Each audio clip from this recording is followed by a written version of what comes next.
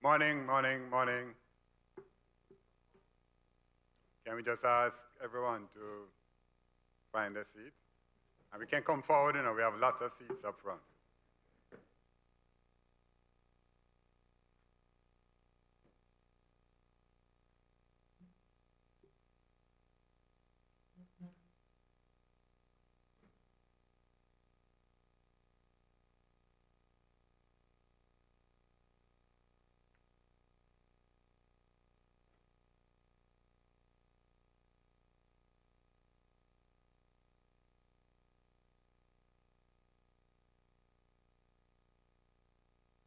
Good morning, ladies and gentlemen, fellow shareholders. I'm Ivan Anderson, and I've been asked to chair today's meeting. It is my pleasure to extend to you, our shareholders, a very, very warm welcome to our 5th annual general meeting since our company was listed on the Jamaica Stock Exchange. We continue to have this year's meeting in a hybrid format to allow for greater participation of our shareholders, both remotely and in person. I'd therefore like to specially acknowledge our shareholders, invitees, and directors who are participating online. Please be advised that the meeting is being recorded. Allow me at this time to introduce to you members of the board of directors who have guided the company through these momentous changes and are present in person with us today. Mr. Charles Pardy, our chairman.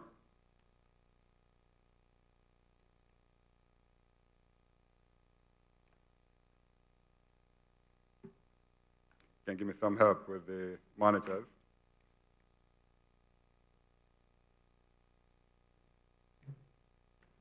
Mrs. Julie Thompson-James, chairperson of our governance committee. Mr. John Mitchie Bell, chairperson of our audit committee.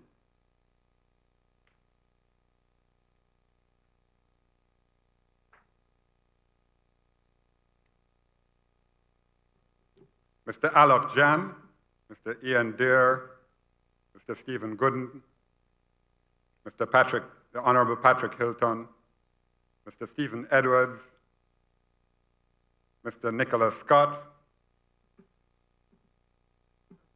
not yet here, and Mrs. Brown, our company secretary. Members of our management team who are also here with us today, Mrs. Suzanne Brown, company secretary and the chief financial officer of the group. Mr. Melbourne Link Cook, manager of quality and maintenance engineering. And as I said, I'm Ivan Anderson, managing director of Transjamaica Highways. We also wish to acknowledge also with us members of the management team of our subsidiary GIO, Mr. Colin Murray and Mr. Desmond Levy, who are also here with us. We'll now invite Mrs. Brown to offer a word of prayer.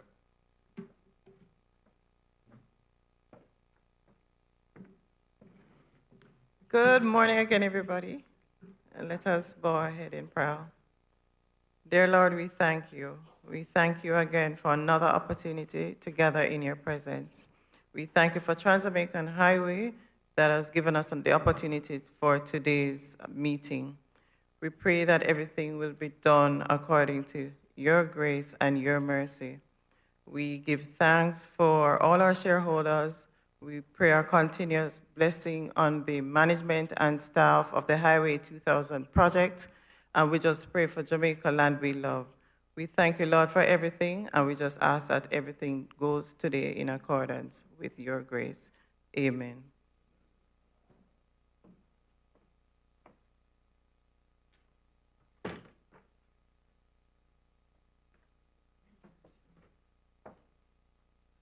Thank you, Suzanne. I've been advised by the company secretary, Mrs. Brown, that in accordance with the company's Articles of Association, a quorum is present. The quorum requirement is 3 shareholders present in person or by proxy, and that shall be regarded as a quorum. I now declare the annual general meeting open and duly constituted. Chairman, I've also been asked by the company secretary, Mrs. Brown, to apologize on behalf of Dr. Venter Brown, one of our directors, who is absent this morning, and for Mr. Nicholas Scott, who we expect to be here shortly.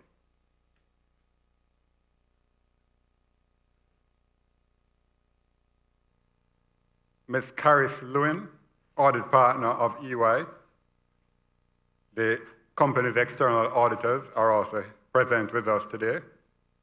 And the Jamaica Central Securities Depository, the JCSD, our registrar and transfer agent is also present and is represented by Ms. Tiffany Hall, Ms. Alyssa Dean, and Mr. Ordain Beavers. Ladies and gentlemen, I'd like to introduce you to the chairman of the board of TGH, Mr. Charles Paradis, who has guided TGH since the outset for more than 20 years to give his opening remarks.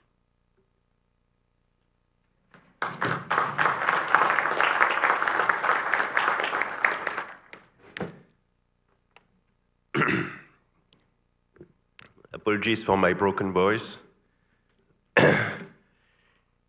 Dear shareholders, this last year, 2023, was the first full year of operation following the restructuring of the group with the acquisition of the operator, Jamaican Infrastructure Operator, GIO, in December 2022.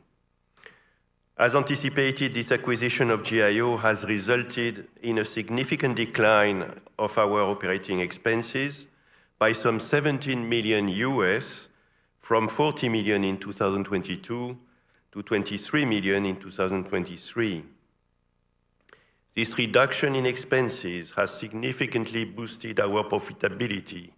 We have a very profitable company now.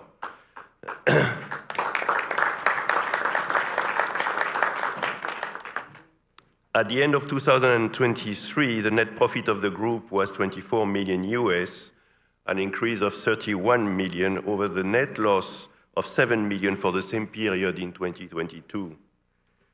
Revenues for the group, essentially total revenues, also increased by 16% from 65 million in 2022 to 75 million in 2023.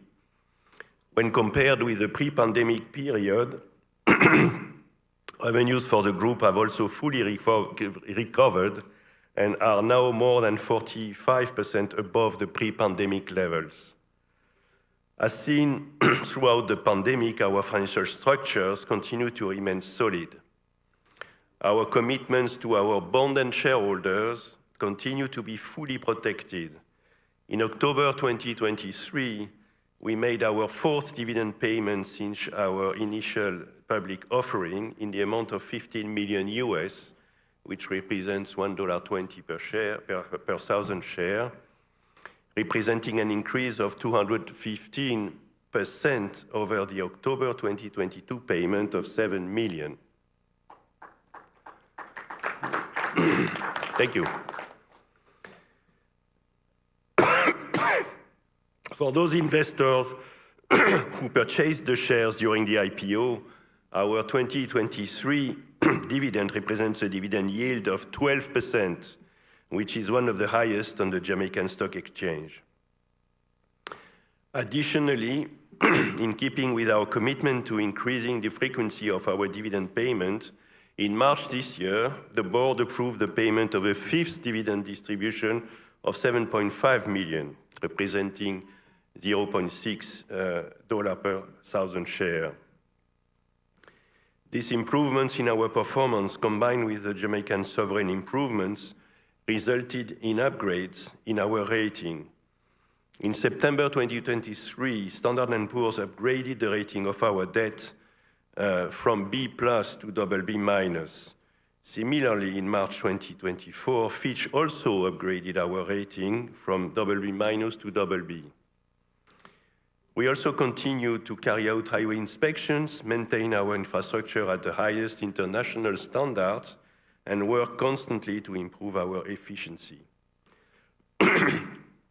Looking ahead now, In 2024, we expect to finalize our negotiations concerning our right of first refusal to operate the Phase 1C leg of Highway 2000 East-West. This is a 28-kilometer section between May Pen and Williamsfield, which was completed by the government of Jamaica in September 2023 through the National Road Operating and Constructing Company, NROC. And I can say that we just received Cabinet's approval on our proposal for this takeover. As part of our commitment to expand the network, we have also signed a contract for the expansion of the interchange at Freetown. Work is now expected to commence in the second quarter of this year. Negotiations have been also completed with Rubis for the construction of a second service station on the highway at Portmore. Work is expected also to commence this year. This service station will be located on lands adjacent to the Portmore Toll Plaza. Our development projects are always very much in our minds, whether they are located around our corridor, elsewhere in Jamaica, or in the Caribbean region. The experience accumulated since our inception in 2001 is undoubtedly an asset that allows us to look into the future with serenity and ambition. Once again, we take this opportunity to say thank you to our staff, our shareholders, and all our other stakeholders who continue to partner with us. Without you, this would not be possible. Thank you.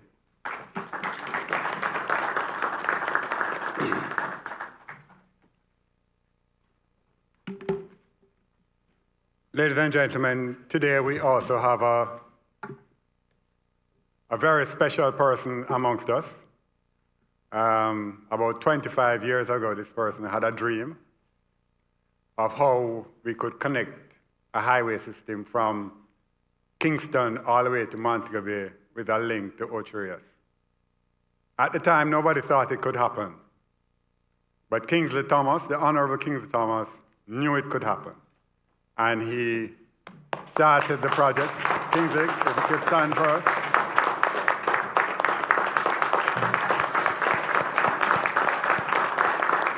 Thank you, Kingsley. Without Kingsley, this whole project would not have been possible. With this hybrid format, we want to provide all our shareholders with the opportunity to be able to hear, see, and participate in the proceedings of the meeting.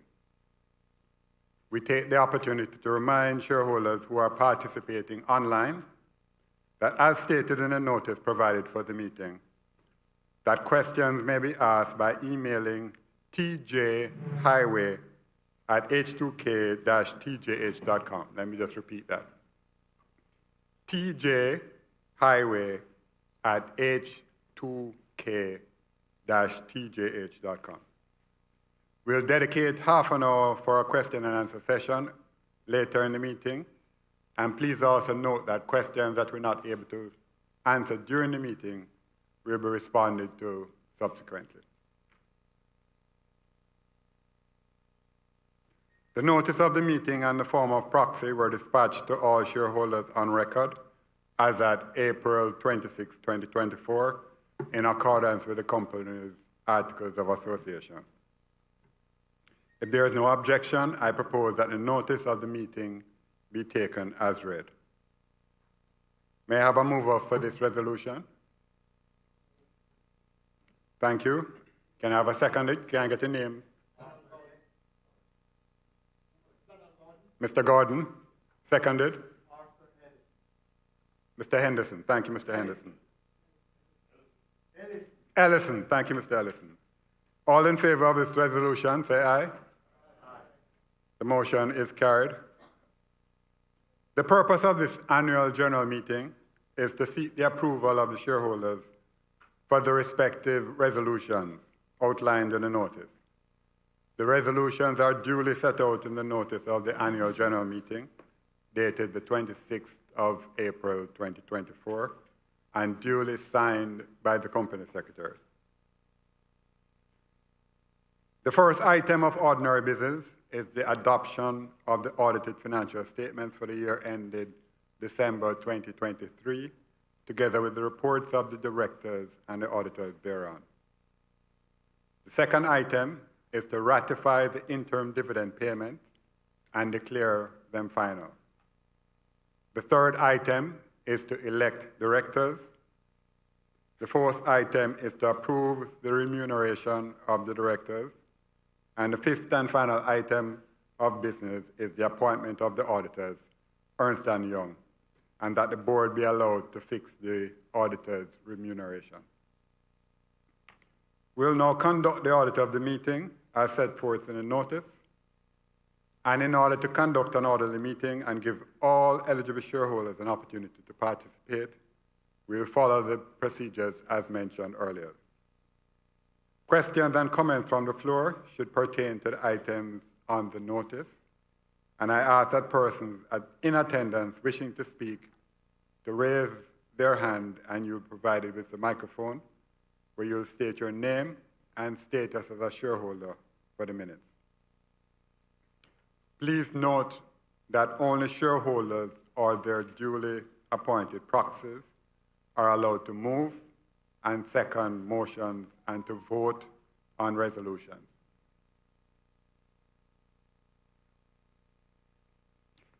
Resolution number 1. In accordance with Article 179 of the Company's Articles of Incorporation, the company is obliged to lay before this meeting the audited financial statements, together with the reports of the directors and auditors, which are contained in the company's annual report for the year ended December 2023. I will now ask Ms. Caris Lewin from EY to read the auditor's report.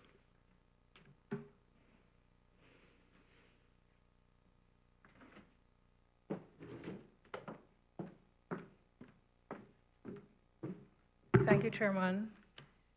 Board of Directors, management, shareholders, guests, good morning.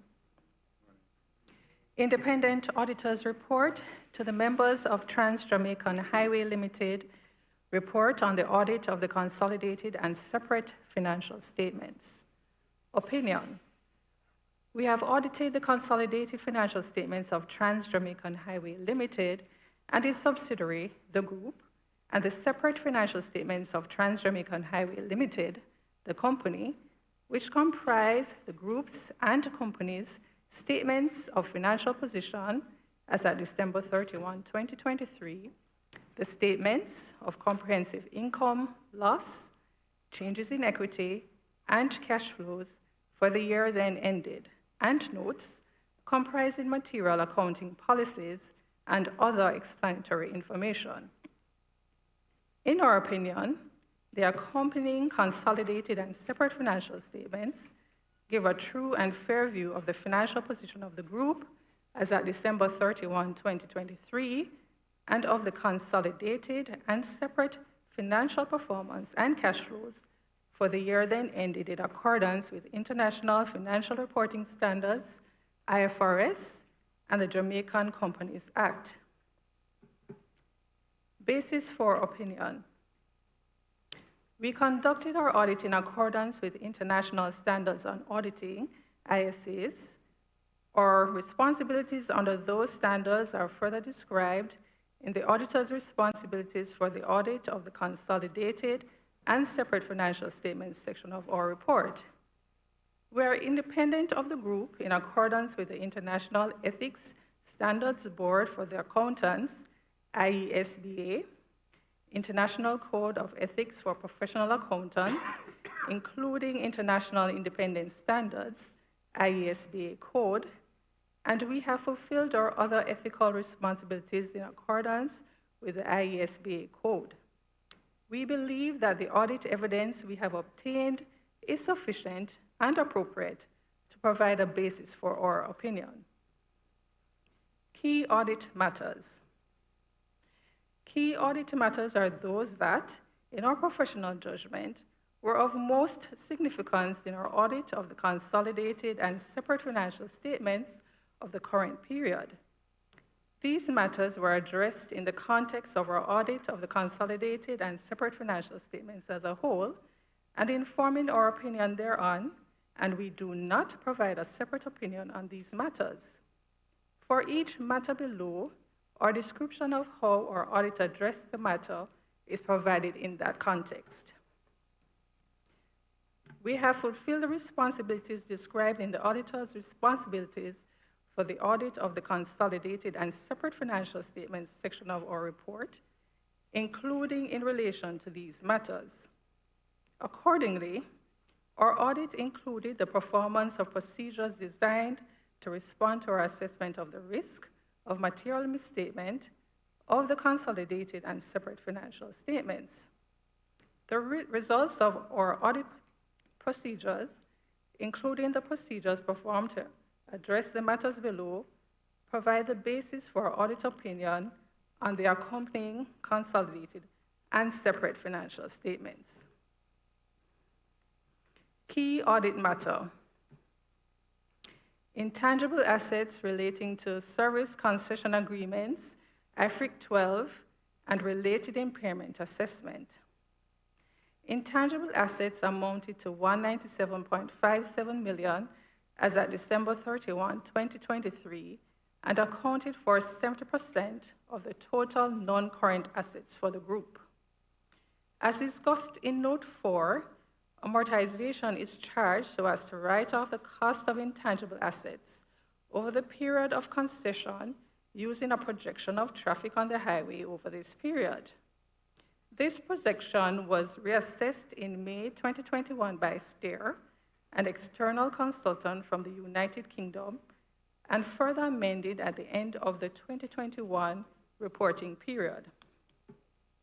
The projection is based on various estimates and assumptions surrounding, among other things, macroeconomic variables and toll road traffic demand. These assumptions can vary in practice, and the actual outcome depends on such factors as population growth and the development of other sections of the highway.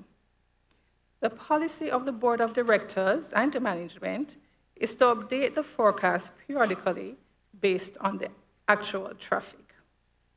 At the end of the reporting period, management performed an impairment assessment on the intangible assets which were within the scope of IFRIC 12. The recoverability of these assets was verified through a comparison between the current amount and the recoverable amount, being the higher of fair value and value in use. Other information included in the audit annual report. Other information consists of the information included in the group's annual report, other than the consolidated and separate financial statements and or auditor's report thereon. Management is responsible for the information. The group's annual report is expected to be made available to us after the date of this auditor's report. Our opinion on the consolidated and separate financial statements does not cover the other information, and we will not express any form of assurance conclusion thereon. In connection with our audit of the consolidated and separate financial statements, our responsibility is to read the other information identified above when it becomes available, and in doing so, consider whether the other information is materially inconsistent with the consolidated and separate financial statements, or knowledge obtained in the audit, or otherwise appears to be materially misstated. Responsibilities of management and the Board of Directors for the consolidated and separate financial statements.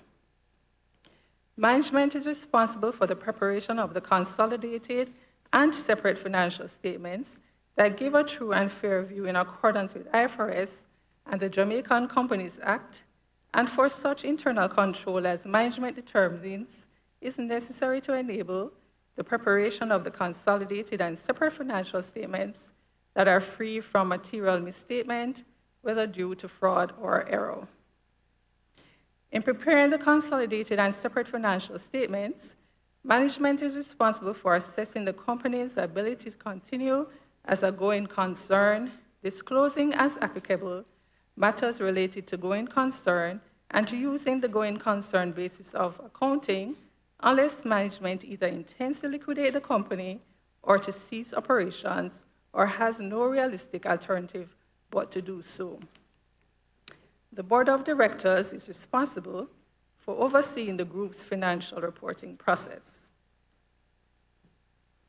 Auditors' responsibilities for the audit of the consolidated and separate financial statements. Our responsibilities, or objectives, are to obtain reasonable assurance about whether the consolidated and separate financial statements as a whole are free from material misstatement, whether due to fraud or error, and to issue an auditor's report that includes our opinion. Reasonable assurance is a high level of assurance, but is not a guarantee that an audit conducted in accordance with ISAs will always detect a material misstatement when it exists. Misstatements can arise from fraud or error and are considered material if, individually or in the aggregate, they could reasonably be expected to influence the economic decisions of users taken on the basis of these consolidated and separate financial statements. As part of an audit in accordance with ISAs, we exercise professional judgment and maintain professional skepticism throughout the audit. We also identify and assess the risk of material misstatement of the consolidated and separate financial statements, whether due to fraud or error, design and perform audit procedures responsive to those risks, and obtain audit evidence that is sufficient and appropriate to provide a basis for our opinion. The risk of not detecting a material misstatement resulting from fraud is higher for one resulting from error, as fraud may involve collusion, forgery, intentional omissions, misrepresentations, or the override of internal control. Obtain an understanding of internal control relevant to the audit in order to design procedures that are appropriate in the circumstances, but not for the purpose of expressing an opinion on the effectiveness of a company's internal control. Evaluate the appropriateness of accounting policies used and the reasonableness of accounting estimates and related disclosures made by management.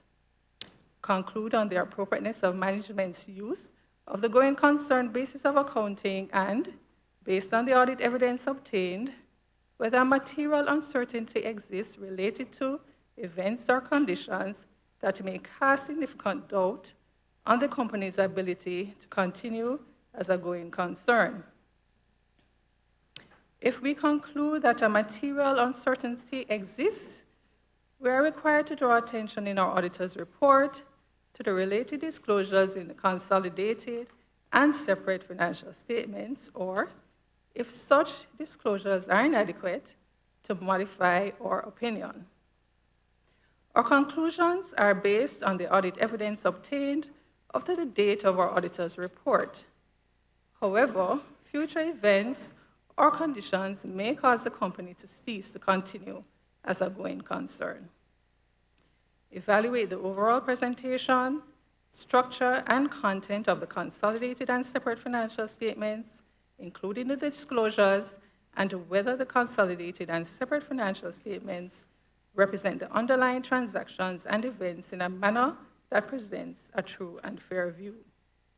Obtain sufficient appropriate audit evidence regarding the financial information of the entities or business activities within the group to express an opinion on the consolidated financial statements.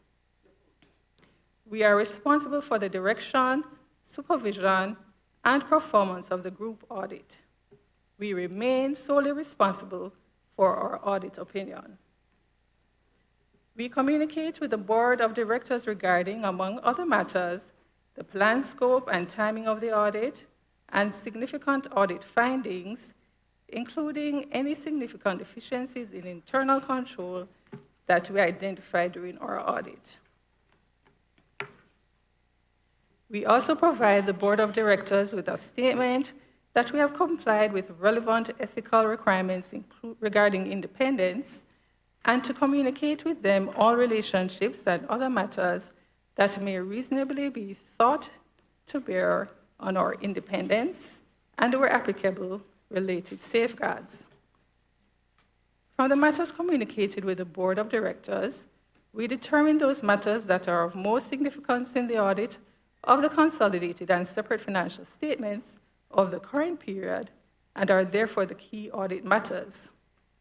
We describe these matters in our auditor's report unless law or regulation precludes public disclosure about the matter, or when, in extremely rare circumstances, we determine that a matter should not be communicated in our report because the adverse consequences of doing so would reasonably be expected to outweigh the public interest benefits of such communication.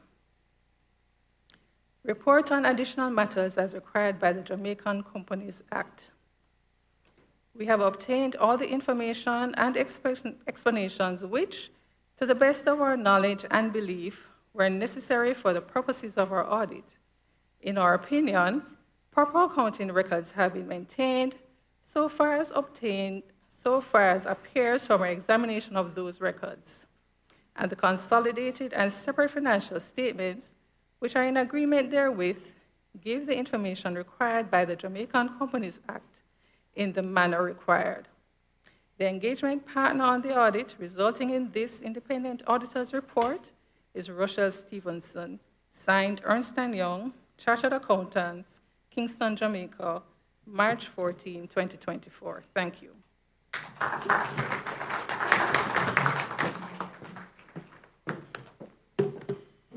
That was a mouthful. Thank you, Karis.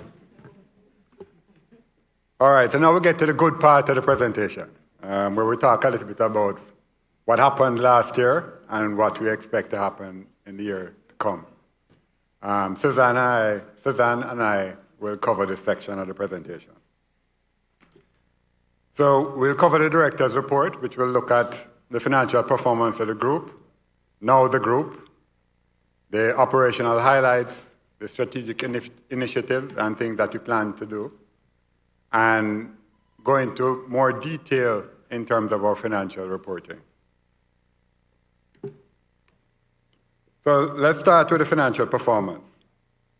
And for those of you who were here last year, Mr. Staple, you took us to task last year about the changes that we were making and whether these changes would have been fulfilled, what would be the outcome of these changes. And I'd like to report to Mr. Staple and to all the shareholders that a promise made, promise kept. So last year, in 2022, as the chairman indicated, we had profits of minus $7.14 million. And that was due to a one-off charge associated with the acquisition of GIO, or approximately $13 million. This year, our profits are $23 million, almost $30 million more than they were in 2022.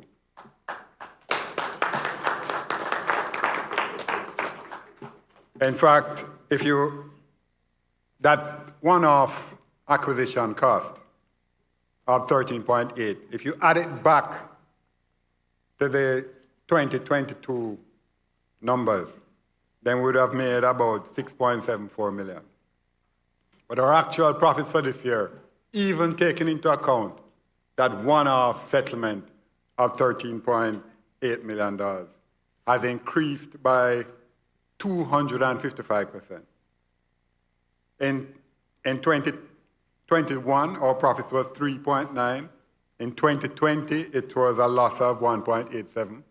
So in fact, the 23.97 million that we made this year is the highest we have ever made in the 23 years of operation of Transjamaican Highway.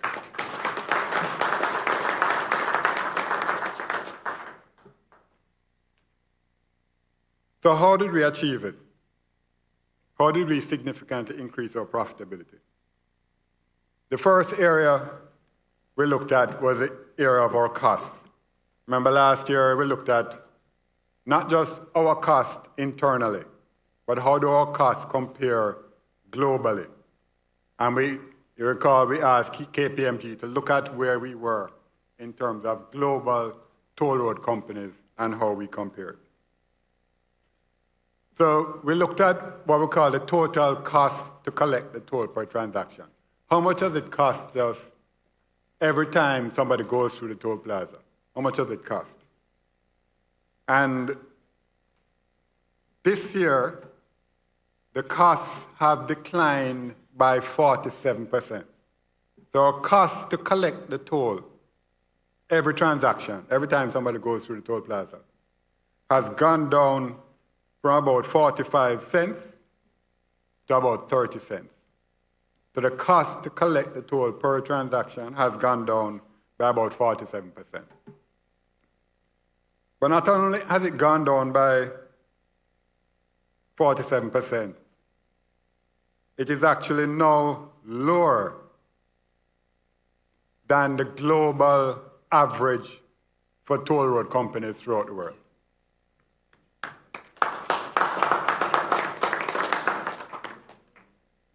Similarly, we also looked at the cost to collect per dollar of revenue that we generate.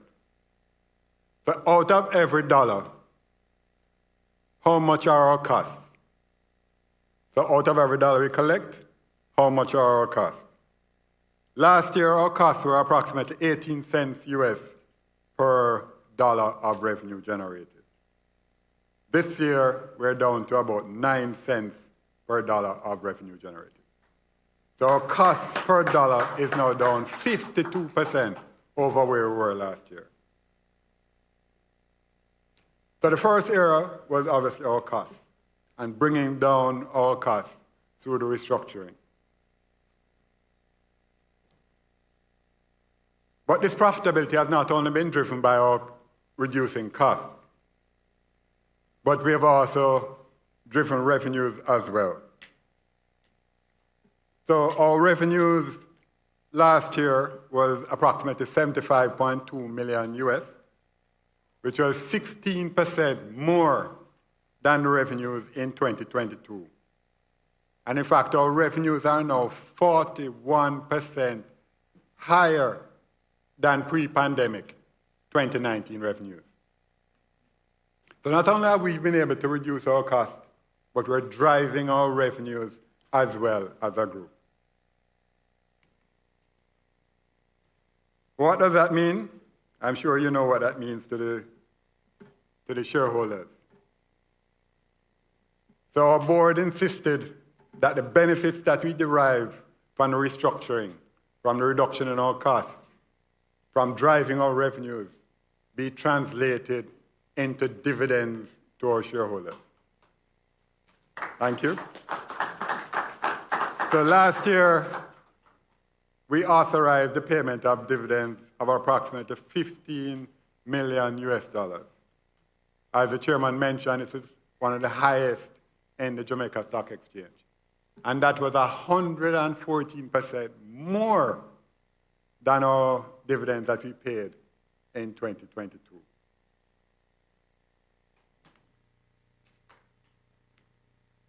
So a little bit on our operations, to take a little better look now at each of the profit centers. Where does this profitability come from? Where does this additional revenues come from? Where is the additional traffic that we see? So globally, our traffic is now at approximately 27 million vehicles per annum. Again, this is another record. And it's up 5% over the pre-pandemic levels. Sorry, up 12% over the pre-pandemic levels and 5% over last year. So let's look now. So this is the global traffic numbers, 27 million vehicles on the highway. But where is the growth coming from? Which of the plazas is doing well? So let's start with in terms of revenues, the plaza with our greatest revenues, which is Portmore. The Portmore revenues were approximately $33.6 million, a little less than half of our global revenues. And the Portmore revenues are actually up 8%, even though the traffic volumes through Portmore are flat. Because what has happened at Portmore, as you know, is the Mandela widening. The widening of Mandela created 50% more capacity on Mandela. So obviously, more people have moved from the toll road onto Mandela.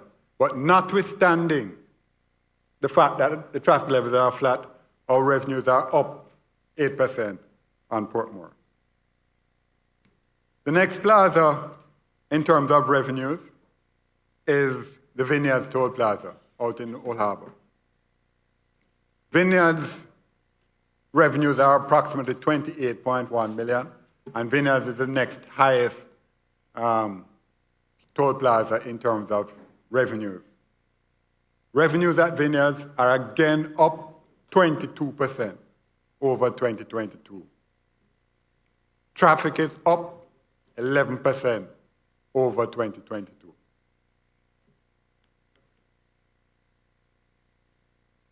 Spanish Town, approximately $5.2 million of revenues. Again, revenues up 25%, while the traffic is up approximately 14%. And finally, Maypen, total revenues approximately $8.3 million.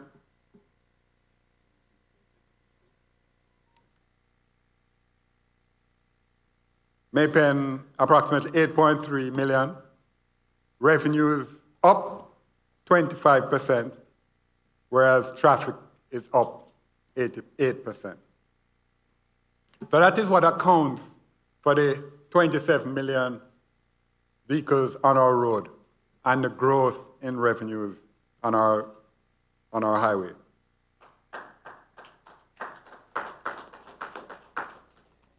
But how have we been able to achieve the significant increase in traffic without significant delays? Because obviously if you're having more traffic, then you expect more delays. But one of the things we talked about last year was getting more people to use tags and making it easier to get tags. And any one of you who use our highway know how easy that process has now become. You can drive through a manual toll booth, ask the toll collector for a tag, and they'll give you a tag. In fact, sometimes you're waiting in a line, and we have people called cucumbers who will walk down the line, ask you if you want a tag, and you can get a tag. What has that meant? So as you can see from the graph, last year, January, our tag usage was about 28%, average across all the toll plazas. By May of this year, our tag usage is now 42%. So our tag usage, 50% more people use tags now than use tags last year, January. And that's a number we continue to drive forward.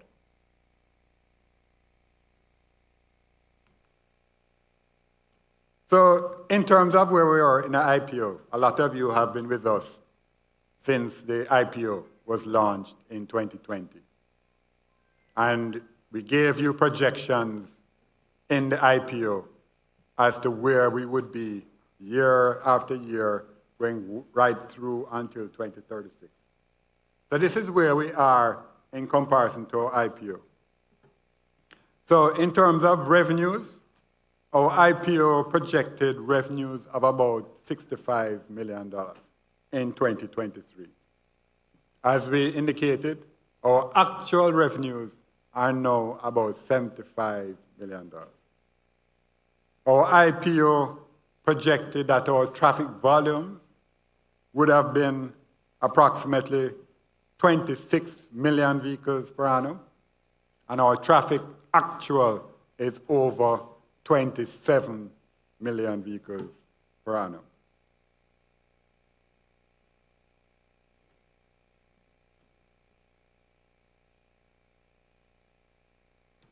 So all of this obviously relies on keeping our highway in good condition. And I just pause to talk a little bit about the things that we've been doing to ensure we keep the highway in good condition. So last year we did over 70,000 square meters of repaving. You know, sometimes people ask, why are you repaving? There's no problem with the highway. But we are preventing the problems before they happen. So we're preventing the potholes from forming. So sometimes you'll see us sealing cracks. You'll see some minute cracks on the highway, and we're fixing those cracks. Because if you can fix those cracks, then you don't get potholes. And if you can repave the roadways, obviously, you'll never have potholes. And we're proud to say that we don't have potholes. So we did about 70,000 square meters of paving. We did about 6,000 meters of crack sealing, filling those minute cracks. We upgraded all our toll equipment. We talked a little bit about it last year, where we converted all of our manual lanes to what we call mixed lanes. So all our manual lanes now can operate with a tag as well. So before, a manual lane was only a manual lane. Now a manual lane can also be a tag lane as the demand increases along the alignment. We did other routine kinds of things. As you know, we have solar streetlights along the highway. We replaced batteries, all our solar batteries last year. And maybe let me just pause to say, we did not have a significant impact from Hurricane Beryl on our infrastructure. In fact, we had very minor damage from the hurricane. And other routine kind of things which we did last year, including replacing signs, rebuilding the separators between the lanes, etc. We spent about $200 million just on the repaving of the toll road. And we expect this year to spend a similar amount on repaving of the highway. So, where are we going? What do our customers think about our service? And what do they think need to be changed? What do you think need to be changed? What are the technological and innovations that we propose? And what are the expansion projects? First, what do our customers think about the toll road? So every other year, we do a survey of all of our customers. Well, not all of our customers. We ask 1,383 of them to tell us what they think about the highway, what they want to change about the highway. So the 1,383 customers gives us what we call a confidence level of about 95%, with a plus or minus 3% margin of error. So what do our customers think about our service? Well, in 2023, they thought that the service, the people who rate us as good or excellent, is now at an all-time high. 81% of our customers think that they get excellent or good service from the toll road. This is a 10% increase over last year. Interestingly, what do you think our customers want us to change? What do you think our customers want us to do better at? Any cost? That's interesting. Because cost is always the number one thing. But look at what happened last year. Last year, in 2021, when we did the survey, 19% of our customers, the biggest group, said cost. But when we did the survey again last year, cost was not the number one issue. Customers had no longer feel that the cost issue is a major issue they want from us. In fact, when you look at it, what they want? Rest stops. Rest stops with a gas station and shops. So cost has now moved down, and other facilities have now moved up. And we'll talk a little bit about what we're doing to meet those customer needs.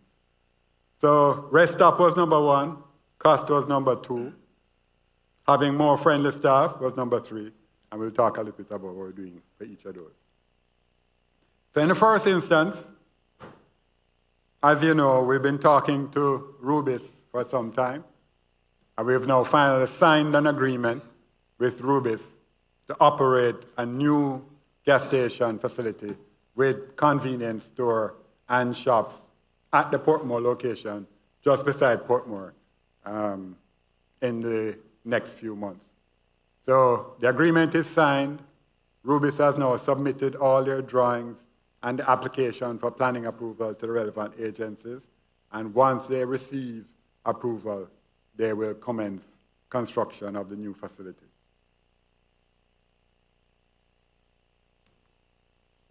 In terms of changing the technology, we talked a little bit about what we were doing in terms of the lanes, changing the lanes from manual to mixed lanes. Last year we talked about having the displays in the lanes show the actual balances and other changes that we're making. Now, this year, we're actually testing what we call real-time updating of the customer accounts. Again, for those of you who use our highway, you know that there's a small lag, approximately 2 hours, if you use our phone app or if you go on the web, in terms of the time between when you top up and when it shows up on in our toll plaza information systems. So a lot of people, leave work, forget that they never top up, try and top up, but then recognize that the system hasn't been updated when they get to the toll plaza. So we have now updated the system again so that the top-ups are now real time. So that if you forget about it, you're leaving work, you want to top up, you can top up now. By the time you get to the toll plaza, the system will be updated. Not only are we doing, so we have the app on the phone, we can do top-ups on the web, but we're also testing what we call WhatsApp top-up. Everybody have a WhatsApp account, right? So what if you can top up your account using WhatsApp? So before the end of the year, we'll have WhatsApp top-ups in place, where you, just like you do for KFC, anybody who buy KFC, same way it works. Say hello, and we respond by asking you what you want to do, enter your tag number, enter the amount you want to top up, and that's it. So this year we'll also be implementing WhatsApp top-ups. This year we have also added some what we call reversible lanes at Portmore. They know we have 21 lanes at Portmore. And in the morning, we typically have 11 lanes. We actually reverse some of the lanes, so we run like 11 lanes in one direction in the morning. But we've been able now to add some additional lanes. So rather than running 11 lanes, we can now run 12 lanes in the morning coming in. And similarly, in the evening coming back, we can now run additional lanes coming back because we have converted some of those lanes which were one-way lanes into two-way lanes. Everybody get what I'm talking about? That gives us more lanes both back and forth through Portmore. As we discussed earlier, the T-tags are now available in the lanes, and we've been able to significantly increase the amount of T-tags in use. We talked about that earlier. Credit cards, I'm sure everybody has heard this already. Nobody here don't know that we take credit cards now, right? Everybody knows that we take credit cards. So all our toll plazas starting last year, Colin, September or October, started taking credit cards. And by this year, February, all our toll plazas now accept credit cards. We also expect to be announcing in the next few weeks new top-up partners. You know, right now you can top up by your phone, you can top up via the web, you can top up in the lane. In the next few weeks you'll be able to top up with WhatsApp. But we're now adding additional ways to top up. So you know, almost every gas station, every supermarket, every store has a point-of-sale machine where you can buy phone credit, for example. This, in the next few weeks, will offer, through those same machines in those stores, the ability to top up your account through those machines in those stores as well. So we're continuing to make it easier and easier to use the highway. Other improvements, here's a big one. Thank you to Stephen and the team from NROC. We've been working with NROC now for the past 2 years in finalizing the arrangements for Phase 1C. And just last week, the Cabinet of Jamaica has now approved the awarding of a concession to Transjamaica for the Phase 1C leg of the highway from Maypen to Williamsfield.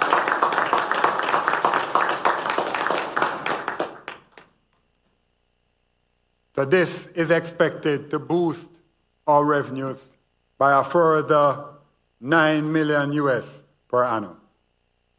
Revenues will be up, we expect. Mr. Steve, you can hold us to this as well. Next year, we expect our revenues to be up by an additional 12% over our revenues this year.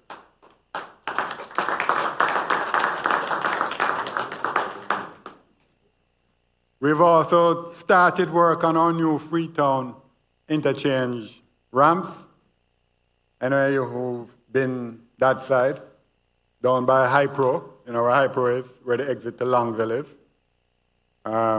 Yes? Yes? Everybody know where that is.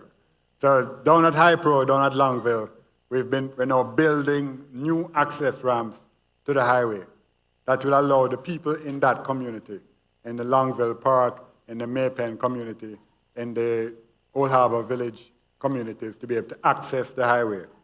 And this we also expect will increase our Maypen revenues by approximately 6%.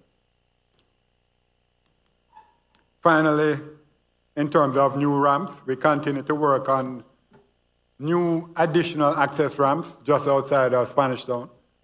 Anybody who is here from Spanish Town know the difficulties in traveling along the Old Harbour Road corridor.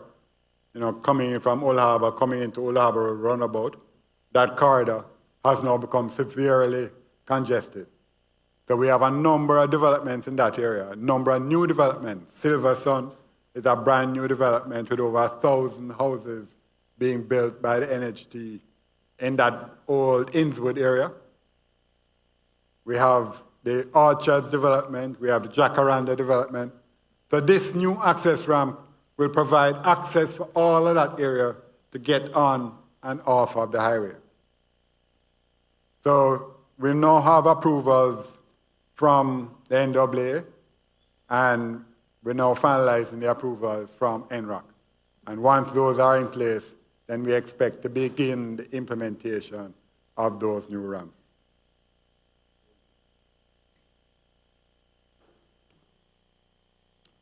Finally, I don't need to tell you this. The market appears to be very satisfied with the company's performance. The stock closed at the end of July 2023, in this month, at $3.09, which is currently up 14% just this year alone. I'm a man from the IPO bid, true. In 2023, the stock price appreciated by 93% last year.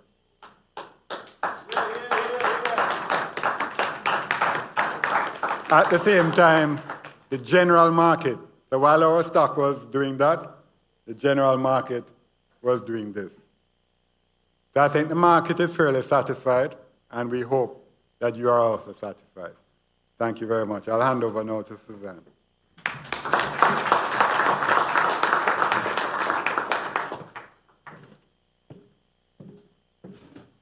Hello again, everybody. All right, so Mr. Anderson has made me a very, very easy job because he's already gone through most of the points. So I won't keep you long. All right, so as I'm here to speak about the financial performance, and I just want to go through a little bit more in detail. Ms. Lewin mentioned some of these factors in her audit report, and for us, these are some of the key or primary factors that impact our financial performance. And so we speak about the traffic, of course, being one. For last year, 2023, we also had the post-acquisition modification of the operator's fee.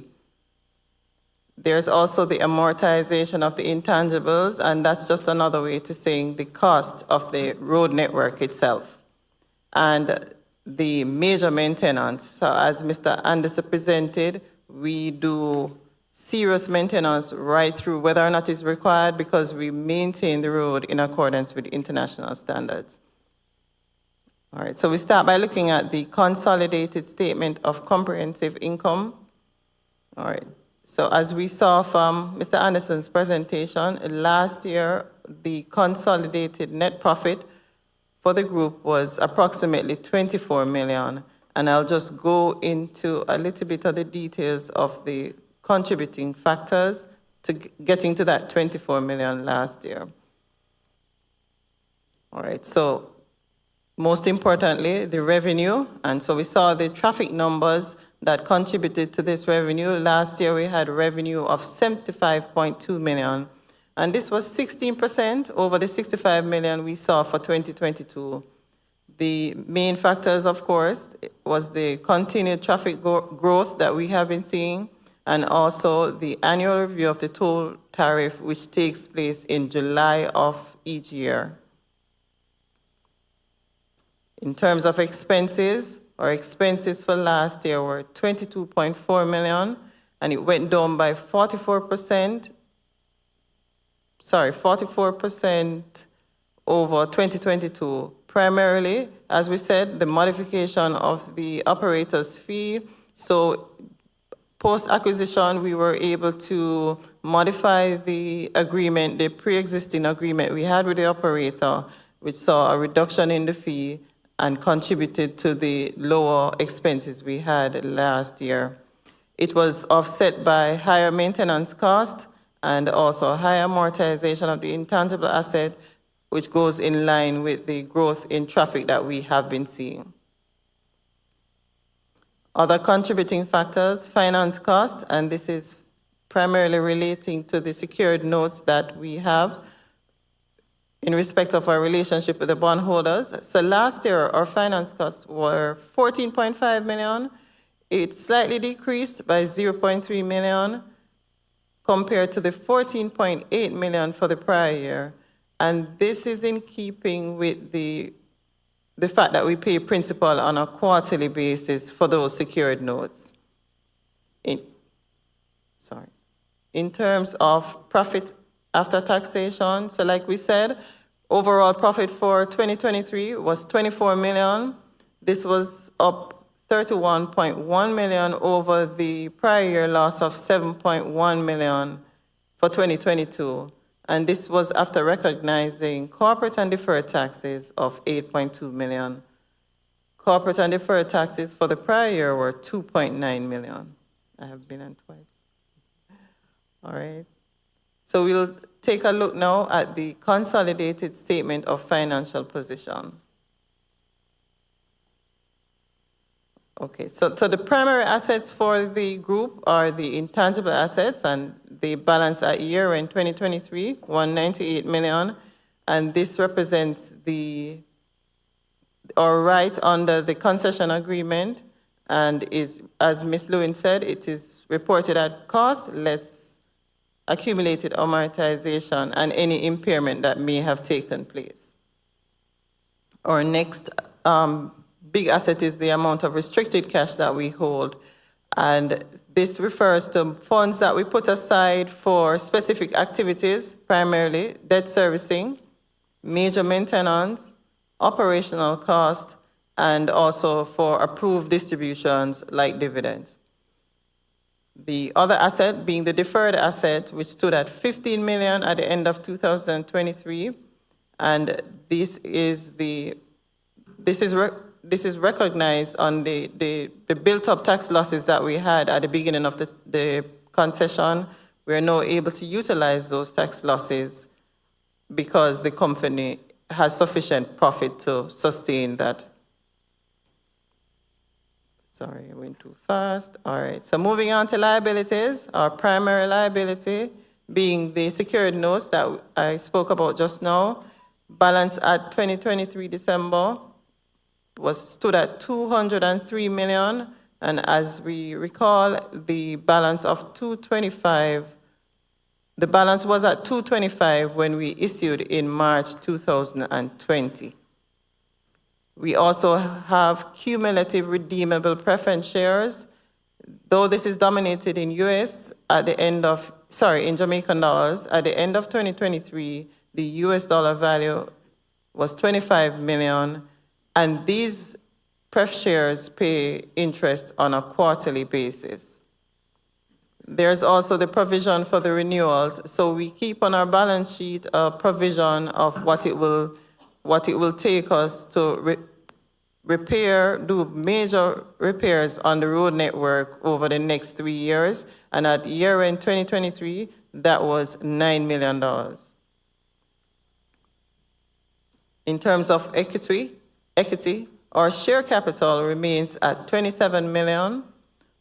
For shareholders' equity, though, between financial year 2023 and 2022, the group had profit of 24 million. This, along with the 15 million distributed to our shareholders, resulted at year-end 2023 in accumulated profits of 22 million. All right, so I told you I wouldn't keep you long because Mr. Anderson did such a great job. That marks the end of my presentation. I will hand over to Mr. Anderson, who will continue to conduct the rest of the meeting. Thank you. Thank you, Suzanne. Before asking for the adoption of the audited financials, I now invite shareholders to ask questions on the audited statements, the director's report, or the auditor's report. Questions may be in relation to the conduct of the audit, the content of the audit report, and the accounting policies adopted by the company. Please address all your questions to me, and please state your name for the record prior to raising your questions or comments. Good morning. Check.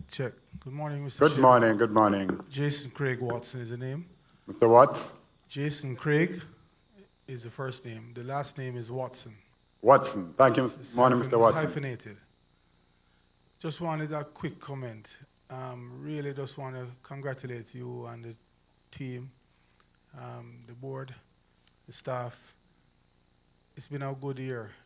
If people missed it and they didn't see that the one-off was going to be a one-off, if they don't know what a one-off was, well, the one-off really played straight. And we got the one-off out of the way, and we're really happy with the dividends. Continue to keep up the good work. I think that this is just the beginning of the road. Thank you, Mr. Watson. Transjamaica Highway. Thank you very much, Mr. Watson.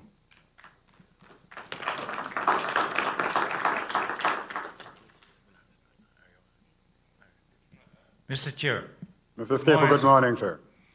I would like to first congratulate you and Suzanne on the very hard work you and your team put in 2023 to show to us shareholders that you can do it. Thank you very much, sir. Thank you, And Mr. Staple. congratulations to you and your team for the excellent work that you did in 2023. And for us as shareholders, you made us happy. Thank you, sir. Thank you very much. We promised you. We promised you last year to make you happy this year. What's that? But we promised you to make you happy last year. Yes. Yes. And I hope that happiness will continue as far as the company is concerned. Mr. Chair, Yes, sir. am I correct in saying that the government of this country has allowed you to operate that new highway between Mandeville and Maypen on your own? Am I correct in saying that the government has given you the opportunity to operate on your own? That's correct. That's correct. For the next 12 until 2036. Yes, that's correct. So you own that operation, basically? Yes. Once we finalize the agreement, we will start operating, hopefully in August, and we'll operate until 2036 when the concession comes to an end. Will that impact negatively on the share dividends to us as shareholders? So as I outlined in the presentation, we expect it will impact actually positively. So we expect to create a new company, and that new company will hold all assets of that operation. And as we indicated, we expect that the impact of that project will be approximately $9 million US, or 12% more revenues for the existing company. So as shareholders, we can expect a continuation of what you have done in 2023 to continue over into 2024-25. Am I correct? I won't say we'll get a 40% increase in profits, but we will continue to do well, yes. Mr. Chair, what accounted for this increase in provision, moving from 868,000 US to 1.8 million US? What accounted for that? If you just tell me which page you're reading from, Mr. Staple, that we can all follow. That's page 13. I'll ask Suzanne. Other increase in provisions moving from 868 million, and I'm assuming that that is US. Your page 13 of the report or of the audited statement? Of the audited statement. Page 13. All right, page 13 for me has a balance sheet. You're mentioning, I'm trying to follow you, Mr. Staple. Where on the balance sheet are you?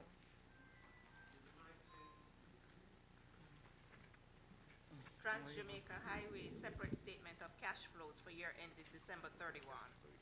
Okay, so.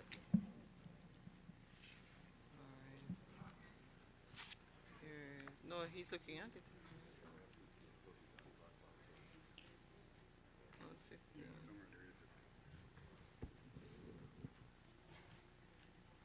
Okay, so there is a 1.764 for 2023 utilization. That's the line you're speaking of?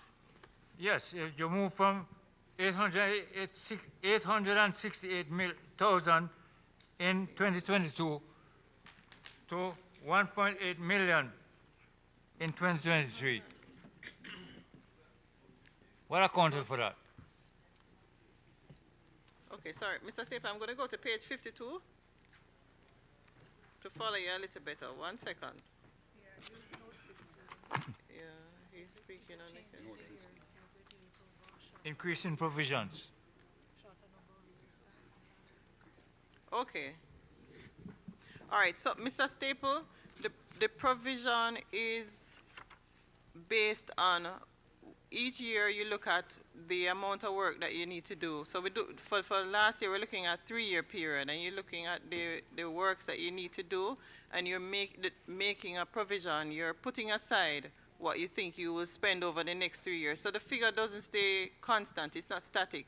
So depending on the level of the work, that provision will change. So you're seeing last year we provisioned 868,000, 2022, sorry, but in 2023, at the end of that year, it moved to 1.8 million, and that is because that would be due to the activities, the level of activity that we plan to do over the next 3 years. So it is all relating to maintenance of the road network. All right. Turning to page 54. Okay. Operator fixed fees, that has been eliminated. Why? All right, so as we acquired the operator in December 2022, we now report on a consolidated basis. In 2022, the acquisition took place in December, only for 11 days, and so the figure that was reflected in the 2022 financial statements reflected the previous relationship from January to the point of acquisition. From that position, after the acquisition has passed, we would no longer report that as an expense to us. So it's consolidated, and expenses between ourselves are cancelled. So you'll not see a figure for the operator's fee going forward. You would have seen it in 2022 because it was representing the pre-existing relationship before we consolidated. So am I correct in saying that we won't see this operating number again, ever? On the financial statements, no. As long as we're consolidating as a group, you will not see it represented here. Well, it will appear on the statement. You'll see it on the separate statement for TJH. Would the same thing be applicable to other operator variable fees? Yes, because those are the two fees paid to the operator, a fixed portion and a variable portion. Mr. Chair. Yes, sir. I am happy with the type of results that we are seeing here. I'm happy with it. And I hope that you and your staff, which has done significantly well in 2023, continue to do fairly well in 2024, 2025. Thank you, Mr. And Speaker. hope that as shareholders, we will continue to be happy with the results that we are seeing. Thank you, sir. Thank you very much. Thank you, sir.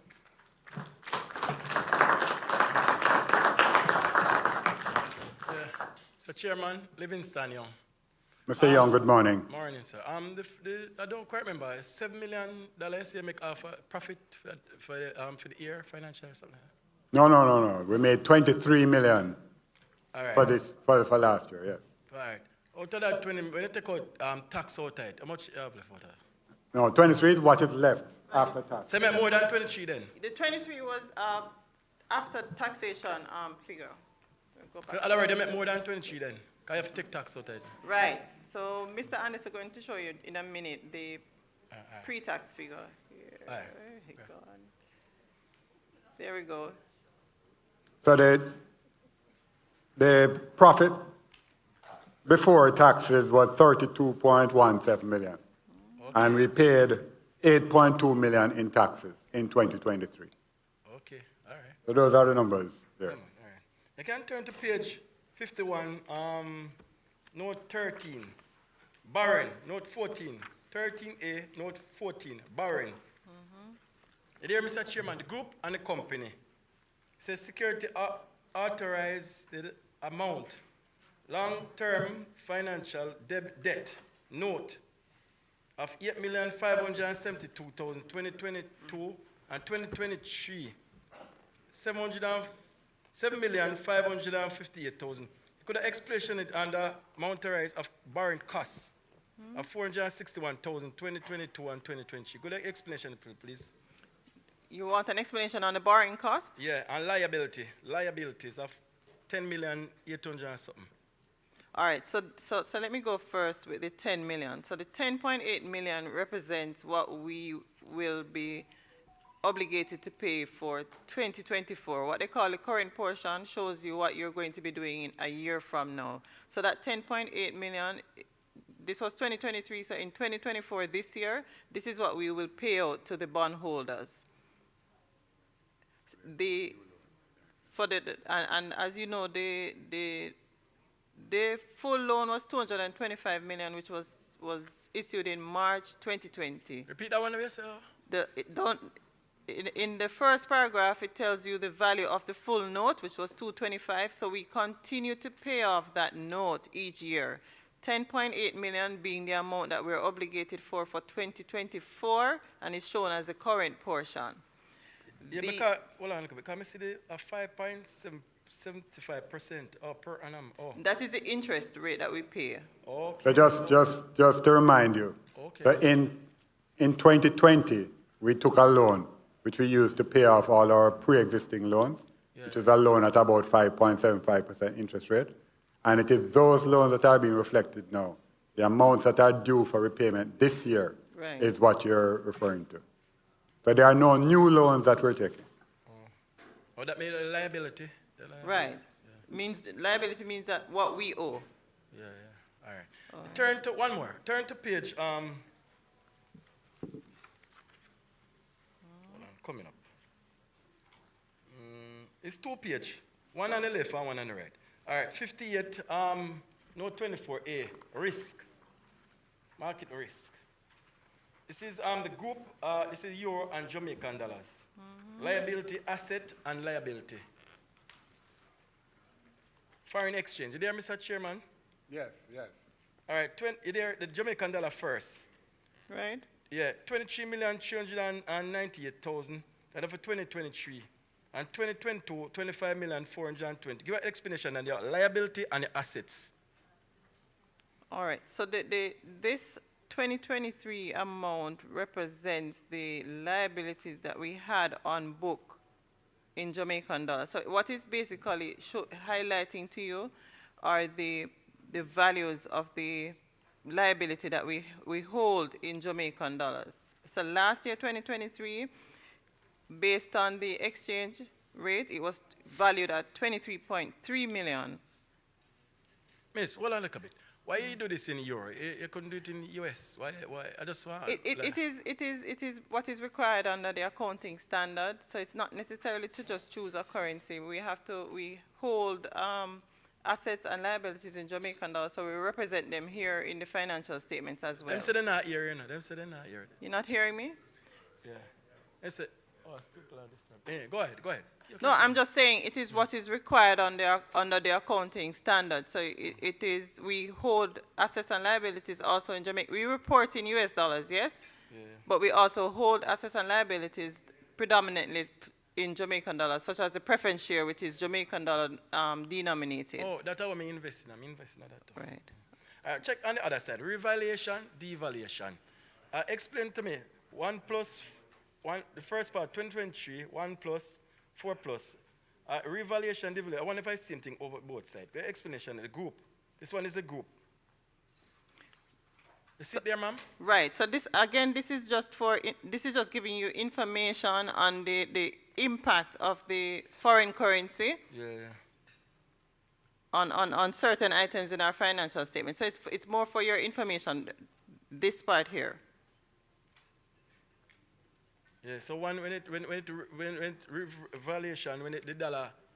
dollar valuate back, rebound back, it go up, when it devaluate, it go down. Because we operate in Jamaican currency, but we report in US currency, and so we will always have foreign exchange gains or losses on different transactions. Miss, let me see this thing. You see, the Jamaican dollar, it value to the US dollar, it value less than 3 cents, you know. So you have to try see if you can boots up a thing for get a good returns. Because Jamaican dollar no value, you know. Tell the truth, it no value. Less than 3 cents. Check levels for lie, me tell. We need to do better still. All right. All right, sir. Thank you. What's his name again? I did right. Good morning. Good morning. My name is Anella McFarlane. I'm a shareholder. Morning, Ms. McFarlane. All right. Just a simple question. You have more than one set of shares that we can buy into. I think the preference share is in Jamaican dollars, and then there's a regular Trans-Jamaica Highway share, and there's a US denominated share.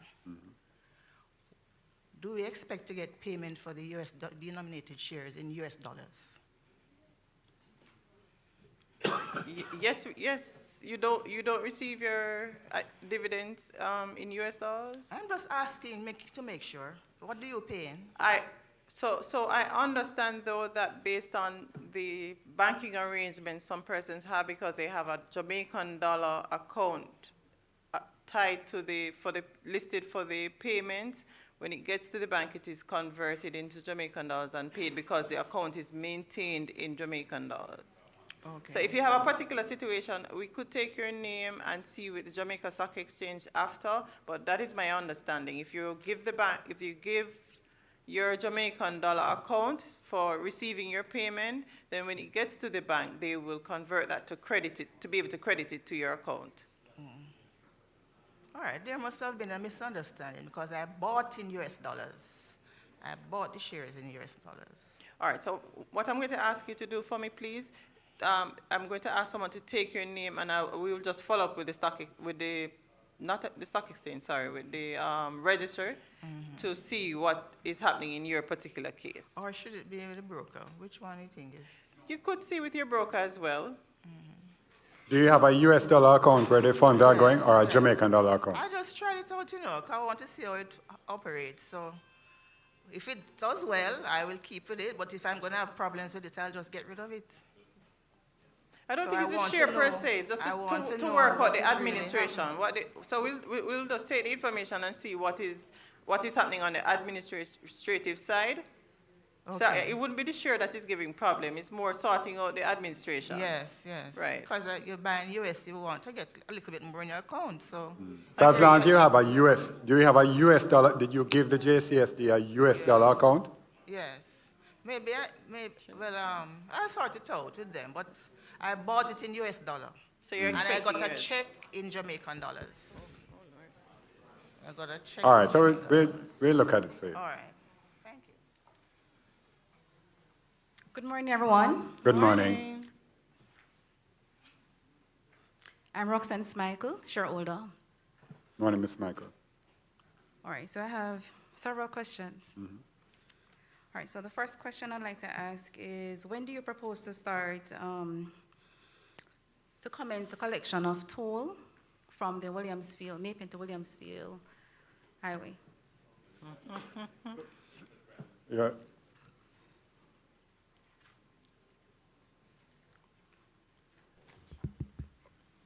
Check.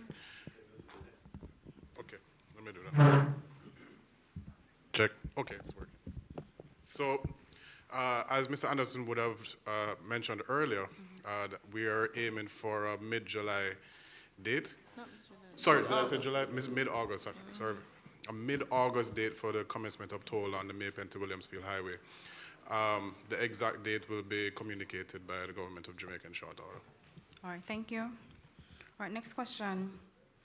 What additional measures are in place to enhance the safety and security of the highway?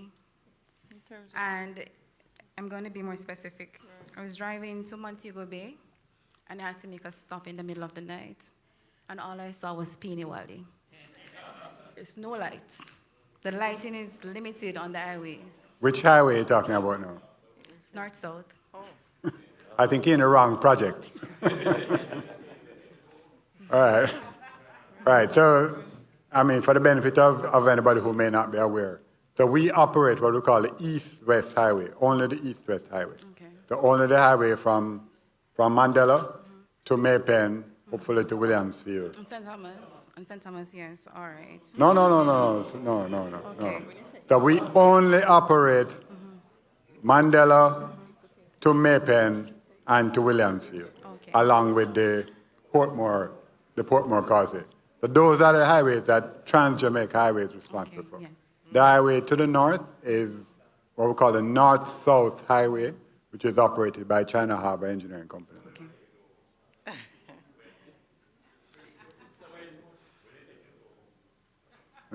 Okay. We don't have any plans right now for that. All right, so while I appreciate use of technology, because I realize I'm impressed with the amount of use of technology within this company, but I'm a bigger fan of sustainability and our future. So I realized you stressed you mentioned that you have increased the tag lanes. So I wanted to find out if that would have impacted your human resources in terms of employing less human. How does your human resources are impacted with the increase of tag lanes? You want to go on with your questions and I can just answer all of them at the same time? Okay, all right.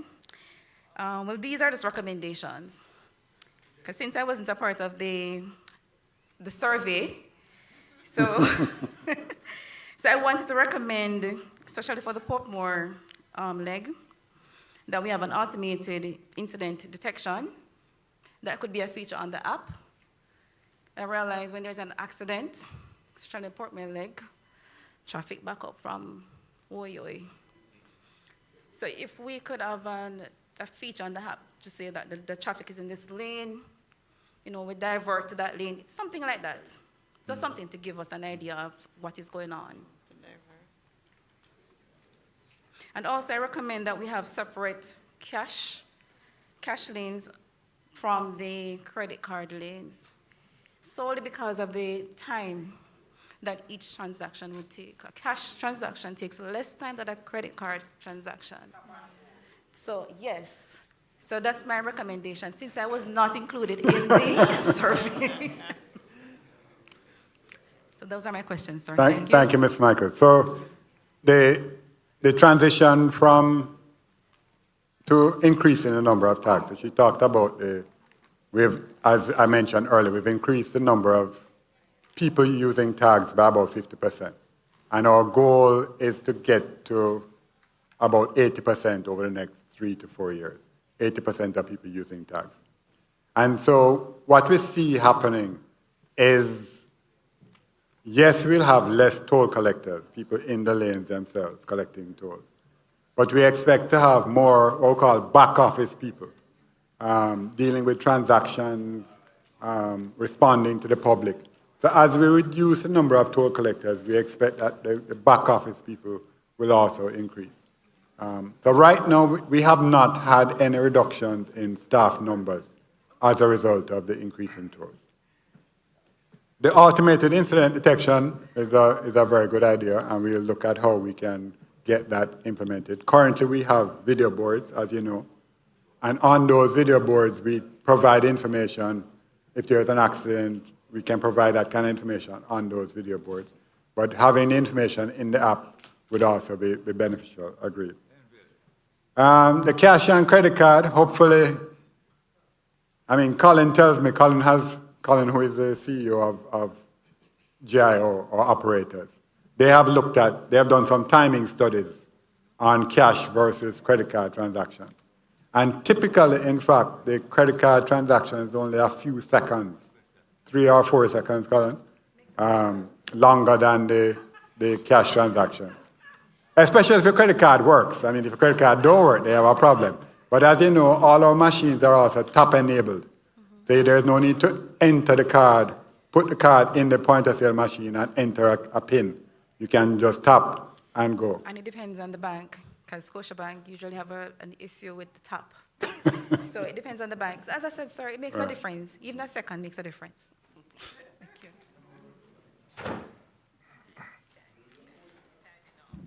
Pleasant good morning. Good morning, sir. Lanzel Bloomfield, shareholder. Mr. Bloomfield, welcome. Good morning. Thank you, sir. Mr. Chairman, as I recall, this company has a 30-year lease agreement with NROC to operate the tolls. How many years have we gone out of this agreement? All right, so it's a 35-year concession agreement. It ends in 2036. So we have approximately 12 years out of the 35 years left. Remaining? Yes, 12 years left, yes, out of the 35. Okay. Are there any plans to build and operate any other highway through the other parishes? No, not at this stage. Obviously, the government of Jamaica is currently looking at some new projects. For example, the North Coast project, I think Minister Clark has spoken about upgrading of the North Coast from Ocho Rios to Montego Bay as a new project that the government is looking at. And if that comes about, then hopefully we will participate in that as well. We will seek to participate in that. Accepted. My last question. And Stephen reminds me that the government of Jamaica is actually currently building the Montego Bay bypass project, which will be completed in another few years. And hopefully we'll have an opportunity to tender on that project as well. Thank you. My last question. The rates that are charged per class of vehicle entering the toll, what is being done to sensitize the motorists, new motorists, who wants to use the toll, purchase a vehicle, but does not know what rates to pay because he doesn't know what category or class of vehicle he or she is driving? What is being done to sensitize the public? All right. Thank you, Mr. Bloomfield. So, as you know, every year we go through a series of advertisements and notifications to the public, advising the public about any changes in toll rates that may be implemented and what class of vehicles are impacted by these toll rates. We also have these toll rates on our website. They're also on the Toll Authority's website, and they're also on NROC's website. We also have that information in the apps that you can utilize. So there are a number of ways to get that information. Thank you very much. Good morning, everyone. Good morning, sir. I am Captain Daniel Christie. Captain Christie, good morning. Daniel Christie. This is my first annual meeting. Welcome, Captain Christie. And also a shareholder as well. Just one question. I would like to know the different shares that can be bought. Different shares? Yes, the different type of shares, because I'm not aware of them. All right. Yeah, you can go ahead. You can go ahead. So in the initial public offering that we did in March of 2020, we offered shares, ordinary shares, in the company. So we offered approximately 12.5 billion ordinary shares. And these shares can either they are traded on the market either in US dollar terms or in Jamaican dollar terms. The majority of the shares are traded in Jamaican dollar terms, and that's what I think Mrs. Michael was talking about earlier. Yes. No, the lady before Mrs. Michael was talking about earlier. Separate, and the dividends which are paid on the US dollars or the Jamaican dollar investments are exactly the same. There is no difference in that. No difference. Okay. There is also a 8% preference share, which we issued also in 2020, which is also traded on the market. Okay. And those shares you can also buy. Those have a fixed return. Yes. They are at 8% at 8 years. 8 years. It's 8%. Yes, they're 8% for 8 years, right. 8%, okay. All right, thank you. But one thing to note about the pref shares, they pay interest on a quarterly basis. So there's a standard schedule for that, and every quarter it pays interest. Every quarter. Okay, noted. Thank you. You're welcome, Captain. Mr. Chair, or Staple. Yes, Mr. Staple. Welcome back. Is it possible that we as shareholders can look forward to a split in the price of a stock? It is now $3 something, I guess. So can we expect a split in the stock price? It's not something that the board has considered, Mr. Staple. Are we going to expect that? The value of the stock, the current price of the stock at $3.09, I don't think is a significant hindrance to people purchasing the stock. Okay, and secondly, I would like to congratulate the auditors for the professional way they have interpreted the numbers. And for us as shareholders, they have given us a liking for the way their presentation takes place.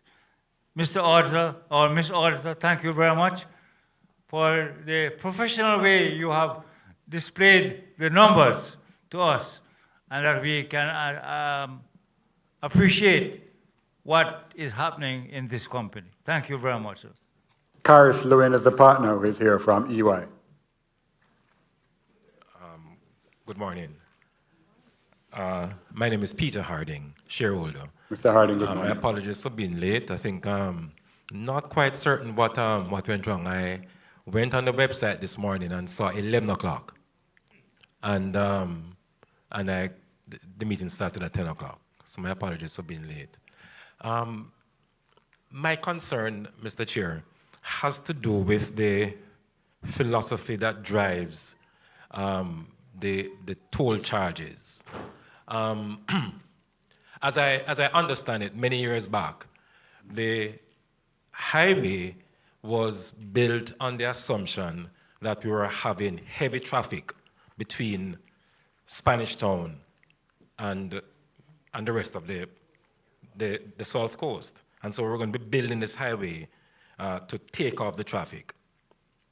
As I understand it, and from my own observation, the level of traffic going especially through Old Harbour consistently has not changed and has increased over the years.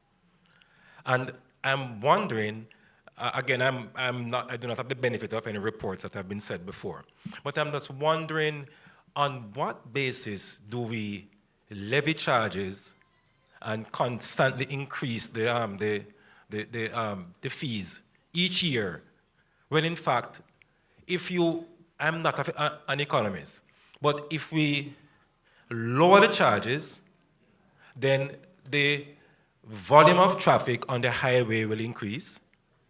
And if the volume increases, then you will, over a shorter period of time, have your rate of return.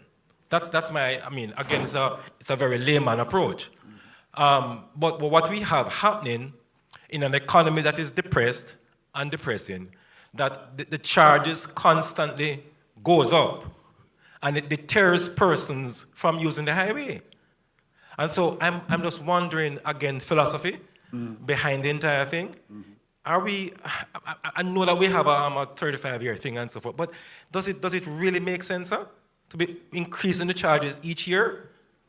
And the traffic pile up in Old Harbour is amazing, and the level of movement on the highway is not. I thought that we would want to increase the thing, and then we would get a lot more funds in place to deal with the impact on the highway and so forth and so on. And so I'm just wondering if all of that philosophy could not be revisited within the next 12 years, since we have another 12 years to go. Please, I'd love to get some feedback on that philosophy that drives it. And then secondly, and finally, I was heading on the highway 2 weeks ago. I spent 15 minutes at Vineyards, again because no doubt of the use of more credit cards now, so persons have been stopping doing all of that. And we commend you for that particular innovation. But again, I'm just concerned about those things and how we can address them. Please. Thank you, Mr. Harding. So obviously, the fare we charge to our customers is linked to the value that we provide to them. So we want to ensure that our customers get the best value for what we provide to them. And as a company, our objective, as you know, Mr. Harding, is not necessarily to maximize traffic.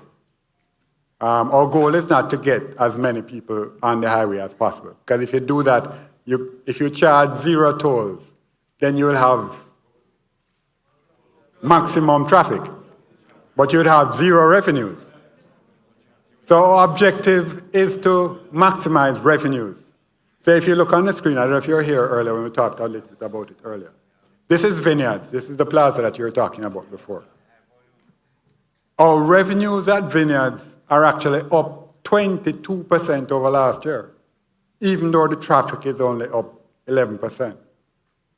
So we seek to optimize the toll rates so that we can maximize revenues, not necessarily maximizing in traffic.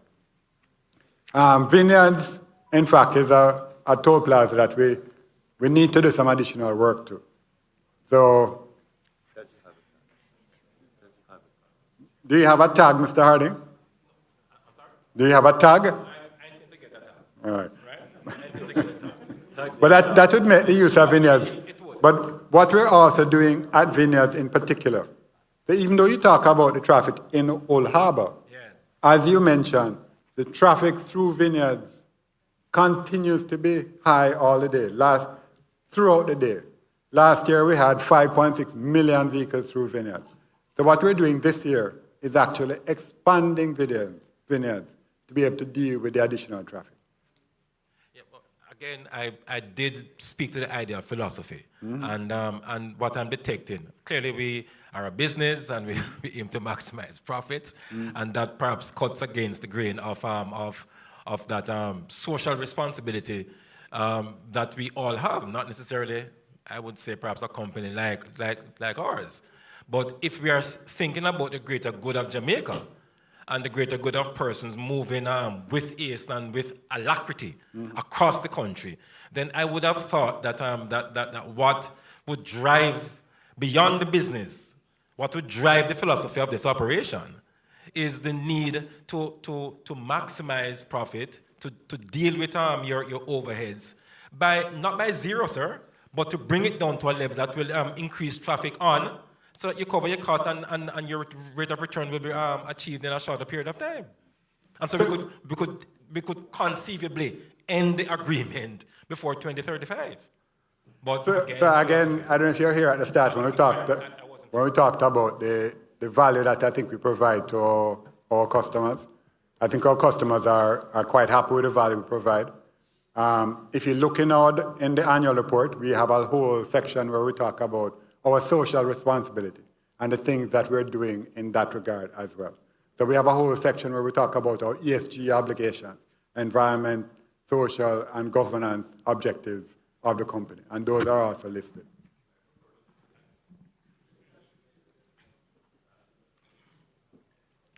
Thank you. Go ahead. Yes, I'm Jacqueline Cameron. Can you hear me? Yes, Ms. Cameron, I'm hearing you quite well. Yes, I'm Jacqueline Cameron, a member of the public. I came... Shareholder as well. Not a shareholder in the, stock exchange sense, but a shareholder too. A stakeholder. Of the public. Pardon? You're a stakeholder. I'm a stakeholder. Yes. I came to this meeting because of what I'm seeing happening in the country, the gross inefficiencies and jacking up prices willy-nilly. You know, a kind of disorderly order, right? And I came and the ladies out there, the persons monitoring the desk, I said they're from the stock exchange? Yes. They told me that there are no more books, no more annual reports. I said, how come? You're supposed to print. She said, we only print 50. I said, why? How many people are here? Ms. Cameron, if you're a stockholder, then all your annual reports are actually delivered to you electronically, and they're also available online. Hold it there. Not everybody has electronic means of downloading a report. So you should, what I understand from before COVID is that you're supposed to make the annual reports available in hard copy in your offices for the public, the shareholders, whatever. And yes, we do as well. The downloading from the online was, what do you call it now, something that was done for COVID, but it's not the law. What you should do is hard copy comes first, right? Soft copy is a secondary means of getting the report, right? So I was very offended when she told me only 50 copies we printed. And I said, then the next excuse was, oh, I'm the stock exchange. I said, oh, you're the regulator. Ms. Cameron, I don't know if we can... What's the point?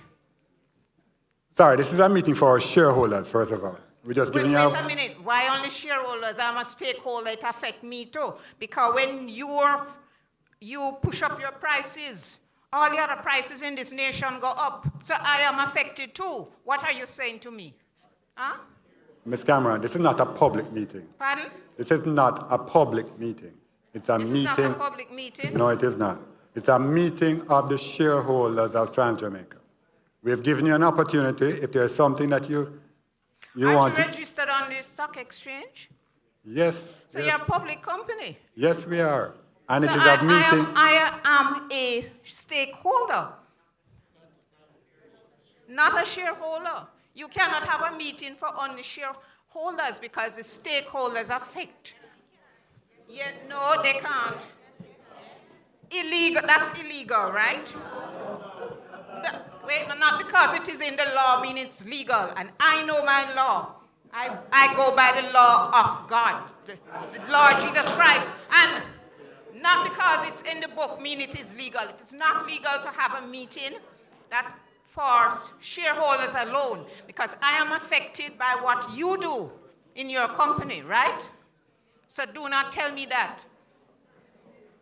First of all, this book, this should be made available to the public, 1. 2, when you open the book, poor quality. Is that a reflection of how you do your business? 3rd, do you have a performance management system? I don't see any in here. When you don't have a performance management system, you are inefficient and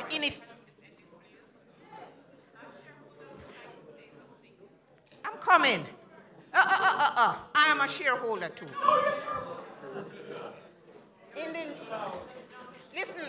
Listen to me. I know what is going on in this country, so don't bother me.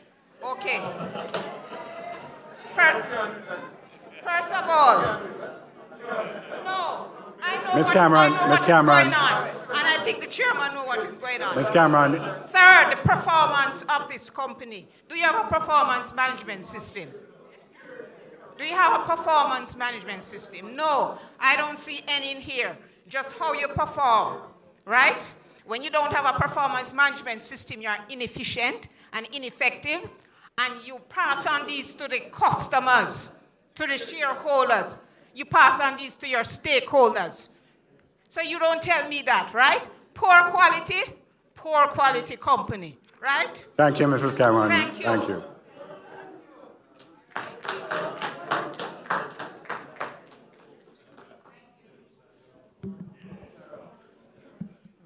Morning. Good morning, sir. Stephen. Sorry, I didn't get your last name. Didn't say it. Spence. Stephen Spence. Stephen Spence. Mr. Spence, good morning.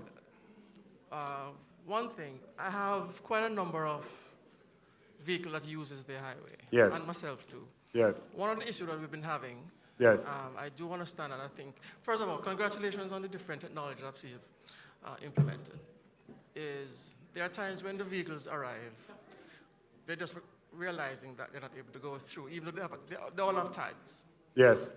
But they weren't, or my office wasn't alerted that you're running low or have depleted your balance. So I'm saying, is there a way, there is a way, in fact, where you are able to alert the office outside of emails, because that can be very unreliable, where you can alert individuals as well as companies that your balance is low or depleted, so that when the vehicles come, it doesn't, they're able to go through. Like what happens with the credit card systems. As you use a card, you're alerted that you used it. I'm saying something that could be implemented where once your account gets a particular balance, it automatically sends, or manually sends a message to whomever controls the account on their cell phone or email. I think we're on the email system, but this is unreliable.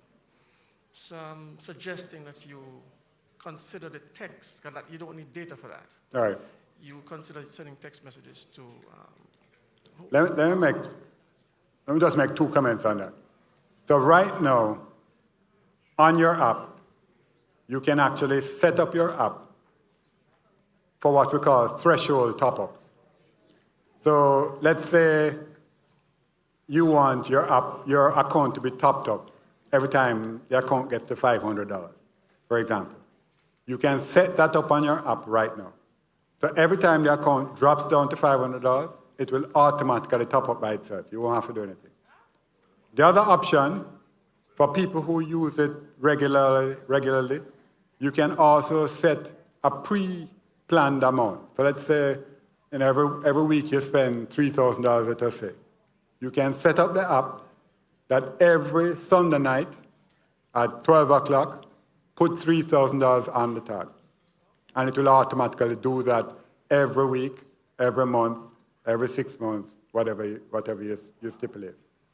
In addition, we also have text messages. We can see why you're not getting your text message. We can check to see what's the issue, why you're not getting text messages. But if you've used the roadway within the past 2 days and your account drops below 0, then you should get a text from the system. And if you're not getting a text, we can check to see what is happening with your numbers. We have never received one. I didn't know you have an SMS system on. Yeah, we do. All right. So who is it that I need to speak with to have? I'll ask Colin Murray, who is the MD of GIO, maybe just have a chat with you. But as I said, if you set up the app beforehand, it makes it far easier. You don't have to worry about that. You don't have to worry about getting a text. Because the app will have... Embarrassment for the drivers when they get there. Right. I'm not sure. And Mr. Brown was just reminding me that there is a display board as well for every vehicle that goes through. So anytime you go through the lane, if your balance is less than $5,000, it shows the actual balance on the screen. So your drivers should know whether the account is being depleted. Good morning. Good morning, Board sir. of Directors, and good morning, Mr. Anderson, David, our shareholder. So, Morning, I'm David. part of the initial phase of the AGM, but I realized earlier this year that Trans-Jamaican Highway declared dividend in March, which is different from the experience of annual dividends. Right. Is it that TJ is looking to move to a semi-annual structure now going forward? Right. Remember that last year, this was an issue that was raised. The question was asked about why we can't have more frequent dividend payments. So this year, for the first year, the board authorized an earlier payment in April, and we expect to also have a similar dividend later in the year. Understood. Thanks. I know the reason you mentioned was cost, so that's appreciated. Then my next question, earlier, I know that there would have been mention of the plan to open the interchange lanes later this year. What's the expected capital expenditure related to those interchange lanes at the moment? All right, so the Freetown ramps that we're currently under construction is approximately $330 million, Jamaican dollars. I appreciate that context. And when is the expected timeline for this to be? We expect to finish in the first quarter of next year. Understood. Then my next question is related to the Phase 1C. I heard that Transjamaican Highway is supposed to take control of it very shortly, correct? Yes. Is it that shareholders will get an appropriate disclosure as to the cost of the arrangement in the upcoming third quarter report to be published in November? Yes, we expect to have a disclosure to the JSC hopefully the next day or so. No, but I'm talking about the actual cost of the arrangement to get the right. So is that going to be disclosed? What? The right to actually operate it. So I'm asking, will it be disclosed in the third quarter report for shareholders to appreciate the actual value and quantum spent to acquire the rights? Right. So we expect to do that hopefully this week. And is it for the same? Is it for a 35-year tenure or just up to 2035? Up to 2036. Understood. Then just two more questions. So Transjamaican Highway, has a bond listed on the Singapore Securities Exchange, callable and 5.75% rate. In terms of the call feature, what are the key parameters with respect to when it can be called and what portion?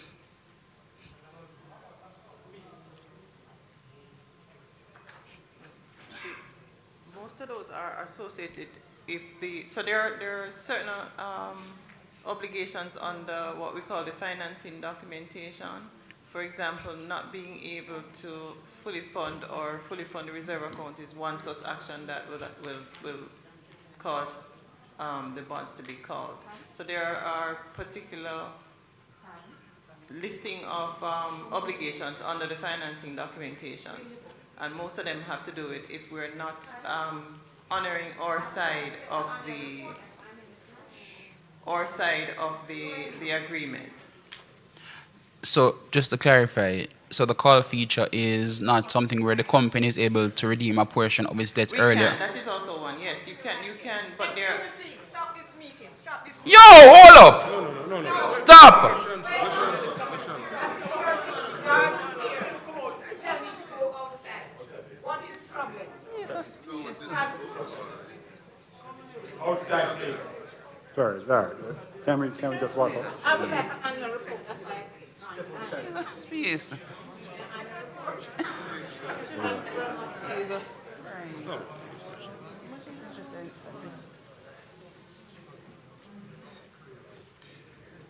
Sorry, we missed your last question. No, I would just follow up with Ms. Brown.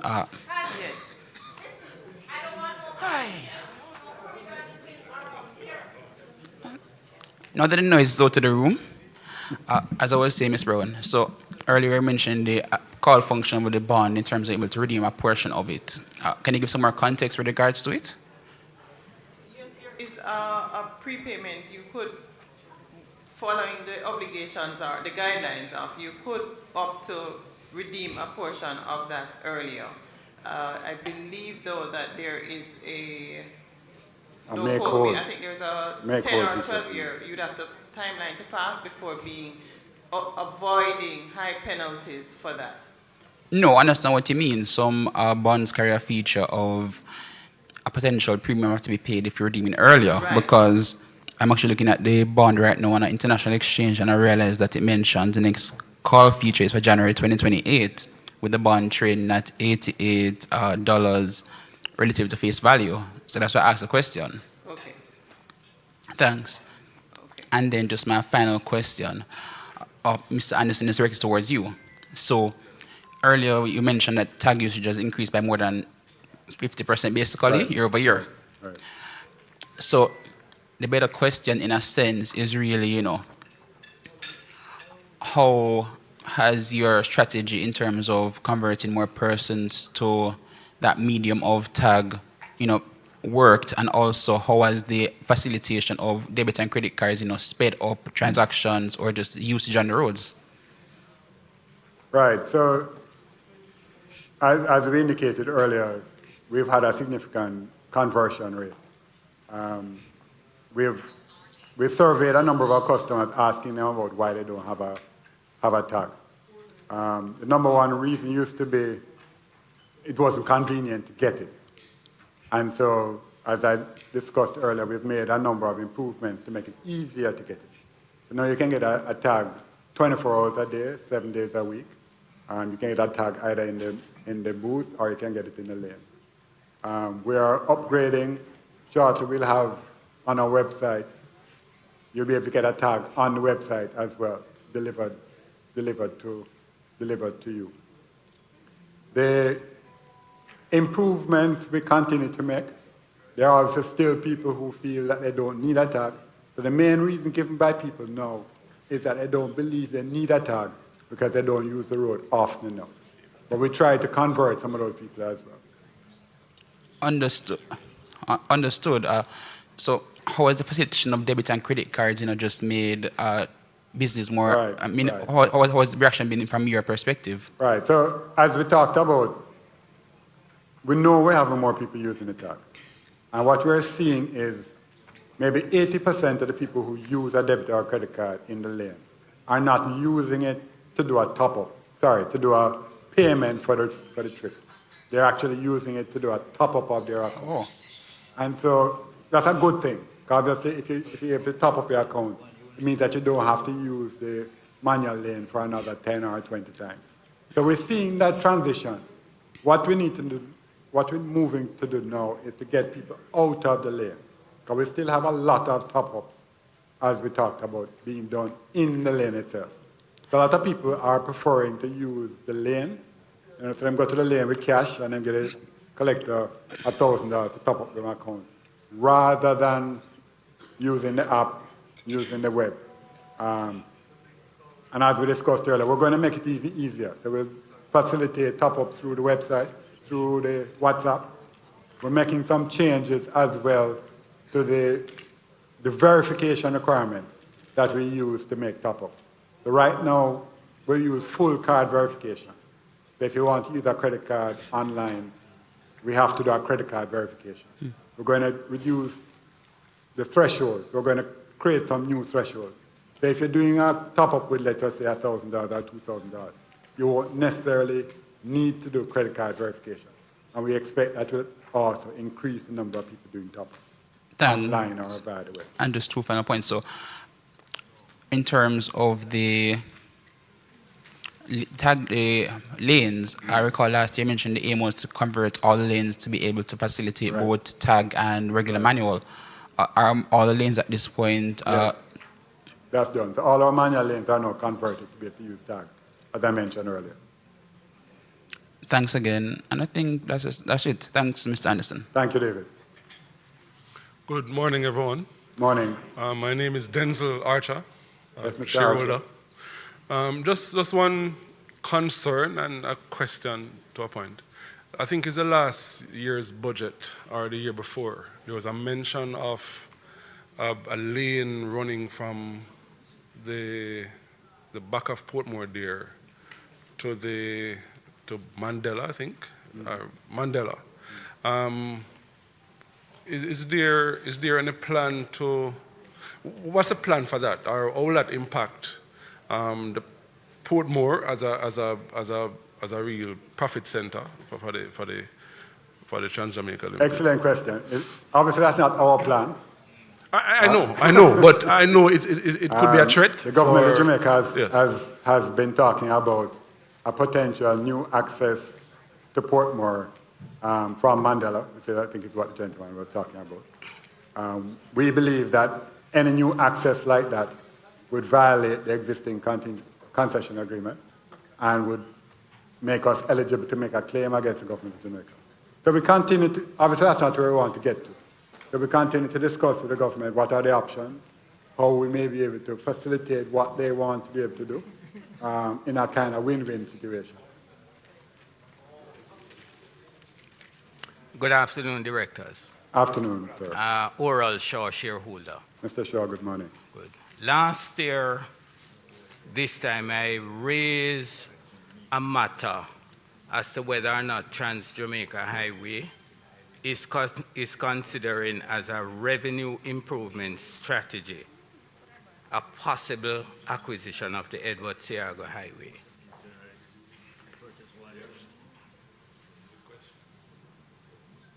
That's the end? That's it. So I know a number of you have made a suggestion about whether we should acquire the North-South Highway, which is the Edward Seago Highway. It's not an opportunity that we've seen just yet. We have had a few discussions in the past, but nothing has materialized just yet. It's an opportunity that is obviously something which is within what we do, and if it came up, definitely something that we would seek to take advantage of as well. Yeah, young again, Mr. Chairman. It's a chance, it's a business. What about like if I have oil spill on the road? And what do you get for wash off the oil spill off before any car leak up in the money?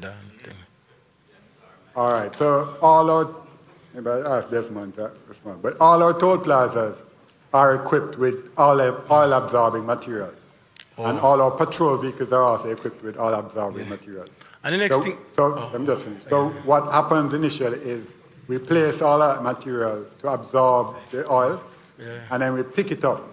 And once we've picked it up, then the fire brigade comes in typically to assist us with removing the remnants of that material from the roadway. Yeah. And the next thing we're big enough for, the thing we say on a bill, like if customer use the bathroom or them want like a snack place or so on a bill, big enough for that, you know? We have added new bathrooms, as you have noticed, at Spanish Town as well. All right. Turn to page 38, note 5, property and equipment. You there, Mr. Chairman? And a cost, January 1, 2022, there? In the audited financial note 5, you said? Page 38, note 5, on the cost, January 1, there? Yes. Yes, we are. All right. Equipment, improvement, fixtures, vehicles, and computer. Could the explanation of 2 million, and look at January 1, 22, they have 2,017,000. And the equipment and improvement, that's the dash. Could the explanation it for me, please?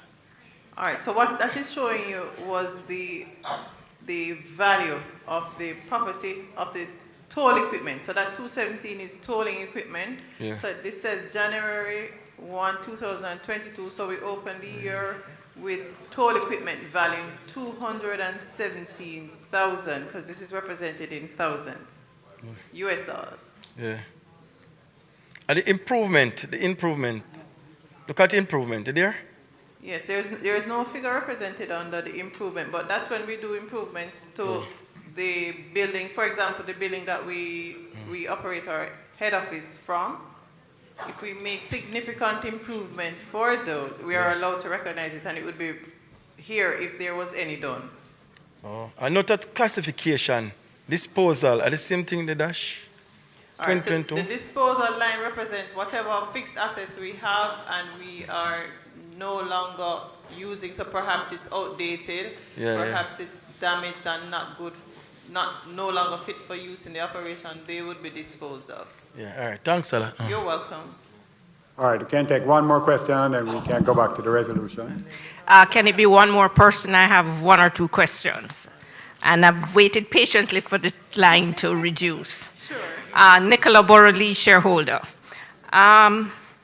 You mentioned that the Maypen to Mandeville leg, you are going to operate it under a new company. What's the rationale for that? The rationale is to isolate the existing company, TJH, from Sorry? the rationale. Yes, thanks.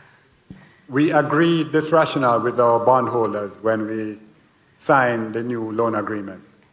And it allows us to isolate Trans-Jamaica Highway from any issues which could possibly occur in this new company.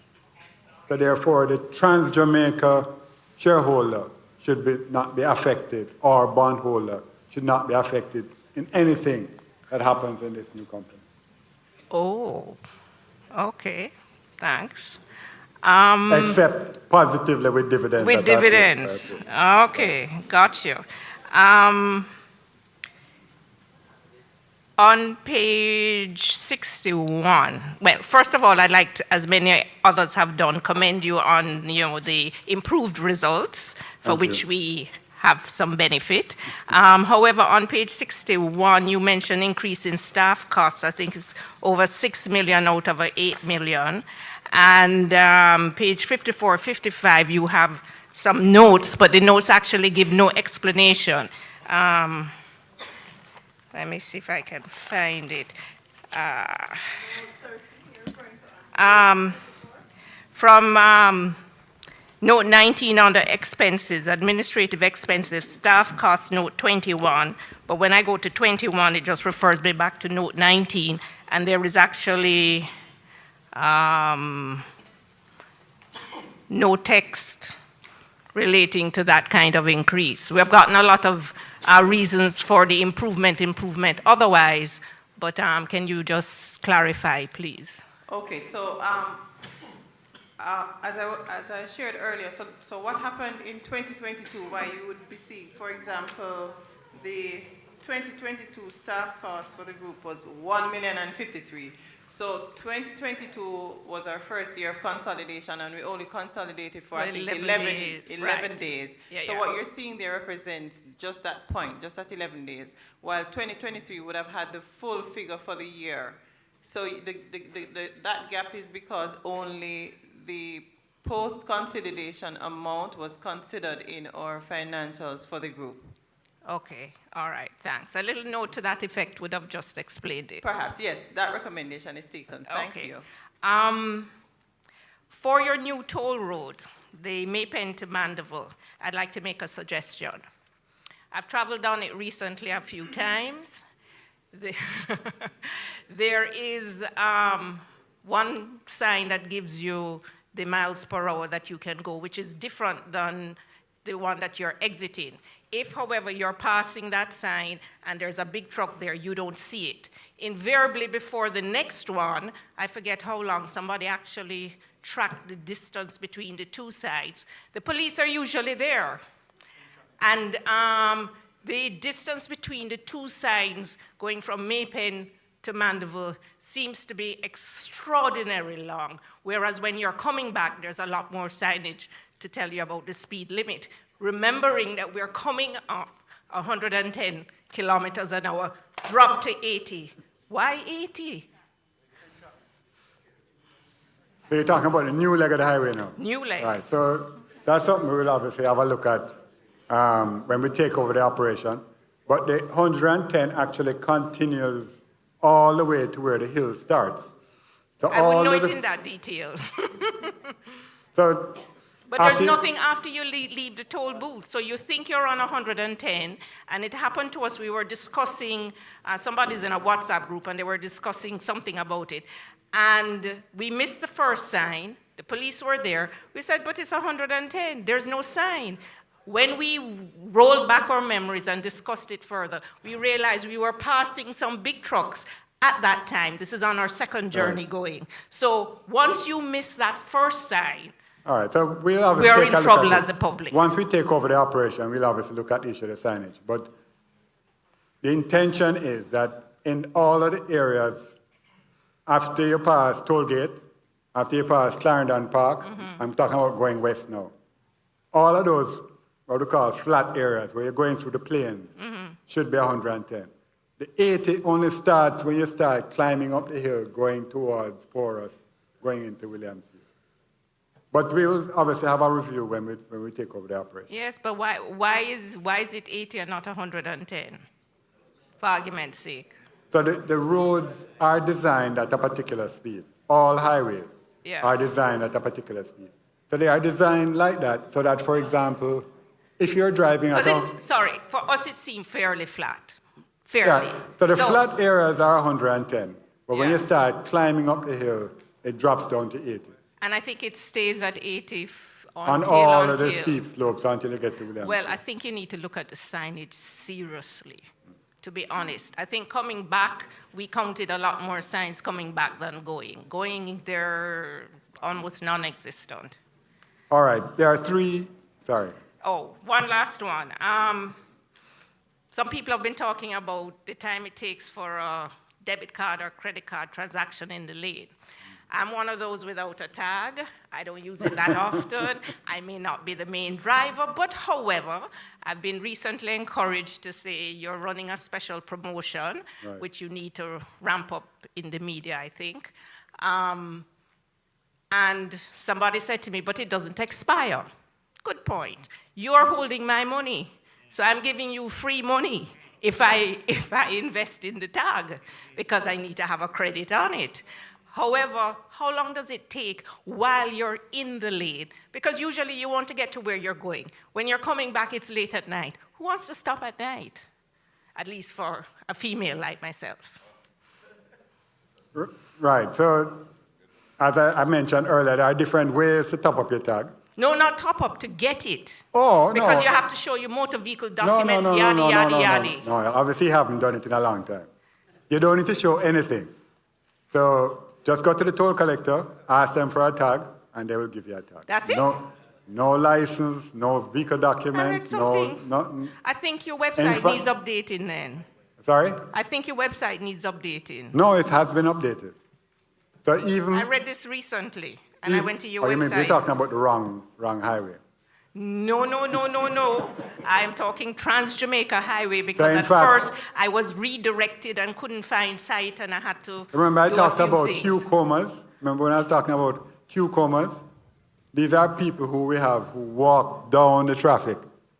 And if you but want I'm not there in traffic times, you know. I'm there for the joy ride, so I'm not going in the traffic times. I'm for the fun. You can get a tag at the booth. Oh, I thought you had to show documents and do all kinds of things. No. But I will recheck, because I think it was yesterday when I wanted to double check the time and venue for this meeting that I saw it on your website. But thank you. And I was saying. So I know that under the Highway Act, you know, there's a provision that allows for the tolls to be opened during those natural emergencies. Right. So is it that Transjamaica is to be compensated by the government for the opening of those toll lanes at a later date? No, no. We agreed jointly with the government of Jamaica, given the hurricane watch and hurricane warnings that were in effect, that it was in the best interest of both the public and our staff as well to open. So Transjamaica will not recoup the amount that No, we have? no. Thanks, Ivan. No problem. 3 quick questions from our audience online. Mr. Fraser is asking, where will the proposed next leg of East-West Highway end and its proposed route? I'm not sure which next leg of the East-West Highway is referring to, but obviously the section that we've been talking about is the section from Maypen, which ends at the roundabout at Williamsfield. Ms. Gooden is asking, how will the company finance this new access ramp that it intends to build, example, the Jacaranda and Orchids ramps? So all of our ramps are being funded from funds that we already have. So the acquisition of Phase 1C, the widening, the addition of Freetown ramps, the widening of the Vineyards Toll Plaza, and the proposed Jacaranda ramps are all being funded from our internal resources. Finally, Mr. Powell asked, the chair made mention that a new company will be created for the Phase 1C to capture the revenues, etc. Can you explain a bit further? And we explained a little bit earlier why we're doing that. Final and last question before we move on. Hello. Good afternoon, everyone. I'm Carrie Tape. I am not a shareholder. However, I would like to commend you on your results and to make a comment on, I broke down on the toll. I was on the toll for 6 hours, and I wanted to know what are you doing to improve the, because other wreckers are not allowed to come on the toll. Only the wreckers that are allowed to operate on the toll are on the toll, because I called my personal wrecker and they were not allowed to come on the toll. So I'm asking, please, what is the, will you please improve the services for people who break down on the toll? And I do apologize to shareholders, I'm not a shareholder.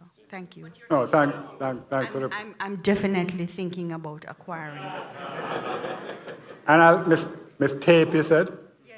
Yes, sir. Mrs. Tape, yes. Tape. Tape, T-E-A-P-E. Mrs. Tape, let me ask Desmond to take your information.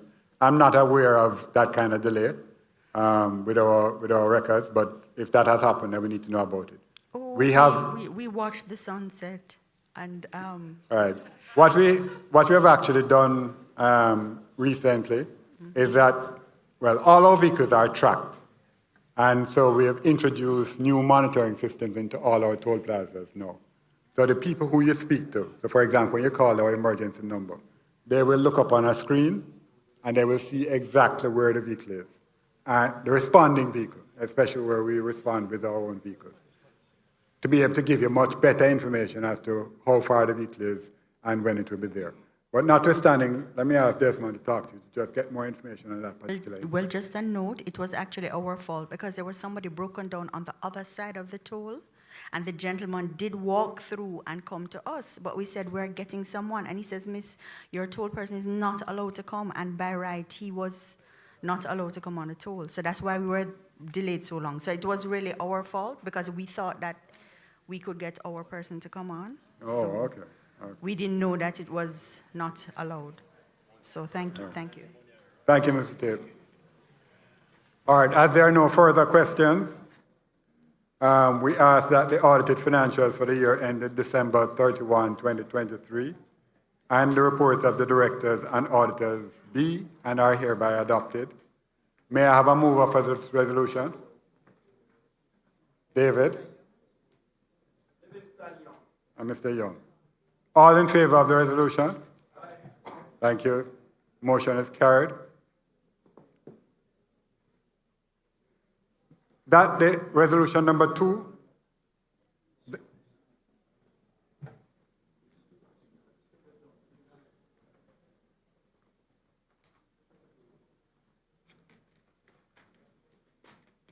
Resolution number 2, that the interim dividends of $15 million, and where it says $1.20 per 1,000 shares. We all know that should have been $1.20 US. Paid on October 25th, 2023 for the year B and are hereby ratified and declared as final, and that no further dividend be paid in respect to the year under review. May I have a mover again? Mark Barton. Mr. Staple, seconded. All in favor of the resolution? Motion is carried. All against? The registrar has also advised that we are also in receipt of 19 votes by proxy in favor of this resolution, representing 2.9% of the issued share capital of the company. Can we deal with the questions at the end? The third resolution is in relation to the election of the directors, and we'll take each of the resolutions separately. That the retiring director, Mrs. Julie Thompson James, be and is hereby elected as a director of the company. May I have a mover? David. Ms. Michael. All in favor of the resolution? All against? Motion is carried. That the retiring director, Mr. Stephen Edwards, be and is hereby elected as a director of the company. May I have a mover? Ms. Michael. David. All in favor of the resolution, say aye. All against? Motion is carried. That the retiring director, Mr. Bentley Brown, be and is hereby elected as a director of the company. May I have a mover? David again. Mr. Brooks. All in favor of the resolution? All against? Motion is carried. And finally, that Mr. John Bell be and is hereby elected as a director of the company. May I have a mover? Mr. Barton. David, seconded. All in favor of the resolution, say aye. All against? Motion is carried. Resolution number 4, in relation to the remuneration of the directors, that the amount included in the audited account of the company for the year ended December 31, 2023, as remuneration for their services as directors, be and is hereby approved. May I have a mover? No, that gentleman. Mr. Ellison. Mr. Young. All in favor of this resolution, say aye. All against? Motion is carried. The registrar has also advised that we are in receipt of 19 votes by proxy in favor of this resolution. Appointment of the auditors and their remuneration. Resolution number 5, that EY, Ernst & Young, Chartered Accountants, having agreed to continue in office as auditors, be and are hereby appointed auditors of the company to hold office until the next annual general meeting at a remuneration to be agreed by the directors of the company. May I have a mover? David. Seconded. Mr. Staple. All in favor of the resolution? Aye. All against? Motion is carried. Again, the registrar has advised that we are in receipt of 19 votes by proxy in favor of this resolution. I will now welcome any general questions and comments about the company, if there are any still remaining.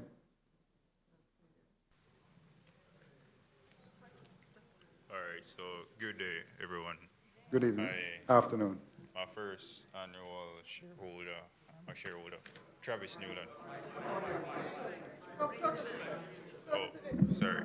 You're hearing me now? Yes. All right, so. I didn't get your name, I'm sorry. Travis Newland. Newland. Yeah. All right, so basically it's just some clarification questions. Yes. I think IMF had, is IMF bound with the Trans Highway Limited, right? Is what? IMF. IMF? Yeah. No, IMF has nothing to do with the company. Okay.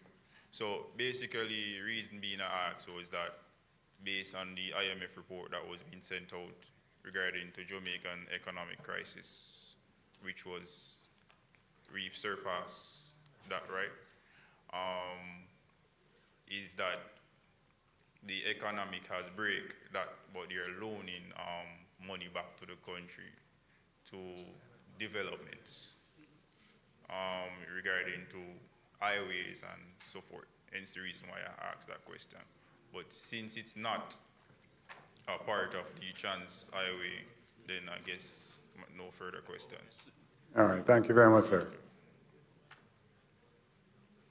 Good day. My name is Camille. Afternoon. My name is Camille Grimes. My question concerns the dividends, all right? Dividend payments. Yes.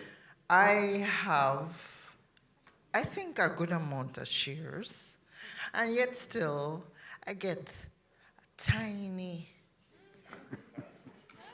dividend payment. Why is that? I don't know that they are tiny, Ms. Camille. I think as the chairman mentioned, for the original shareholders, people who bought the shares during the IPO, the return was like 12%, which is more than any other company in the JSE except I think one. So it's not tiny. No, my own tiny.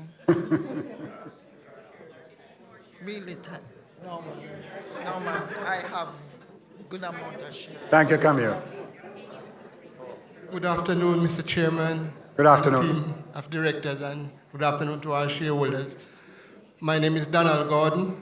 My simple question is, why is it I'm not hearing that Trans-Jamaica Highway, playing taking a more active role in, the government Spark program? Could there be an explanation why we're so low-key on that matter? Thank you, Mr. Gordon. I know you made the suggestion last year. The Spark program, for the benefit of the other shareholders, is a program by the government of Jamaica to rehabilitate roads all across the country. That is not really our business. And therefore, we try and stay away from things that we don't have all that competence in. So right now, we're not looking to participate in that Spark program. Mr. Chairman, may they come late, a little bit late still. So, Mr. What are the plans in 2024 and 2025?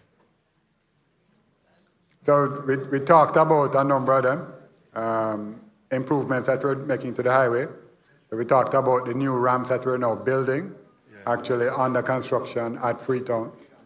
We talked about the widening of the Vineyards Toll Plaza to accommodate additional traffic. We talked about the new leg of the highway from Maypen to Williamsfield. We talked about the new ramps that we want to start constructing at Spanish Town to facilitate movement of people in and around that Spanish Town community. We talked about improvements that we're making to our technology. All right. FRIS. Sorry? FRIS, RIS, something like that. International, something. FRIS, yeah. FRIS. IFRS. Yeah, IFRS. Yeah, all right. What token do you pay them? What token? Yeah. What? Token. What token do you pay them? We don't pay them anything. IFRS is an international accounting body that sets standards across the world for how companies should account for their revenues and expenses. There's no payment involved. All right. We pay our auditors, but we don't pay IFRS. Mr. Chairman, based upon your profit, you may say, based upon your profit, hold on, no man. Based upon our profit, our thing there. The dividends, come see you make some good profit, I ask if in the next payment, when I bound if you do it, if you could look in it as a minority shareholders, because we have two, we have US and Jamaican thing there. We are in Jamaica, we're not the poor, we decide to say, we're not like the other areas. If you could give an increase of dividends, look in the situation, give an increase of dividends, because the profit good. All right, Mr. Chairman, thank you for your Thank you, sir. Good afternoon. I'm Christine McIntosh. Afternoon, Christine. I'm a shareholder.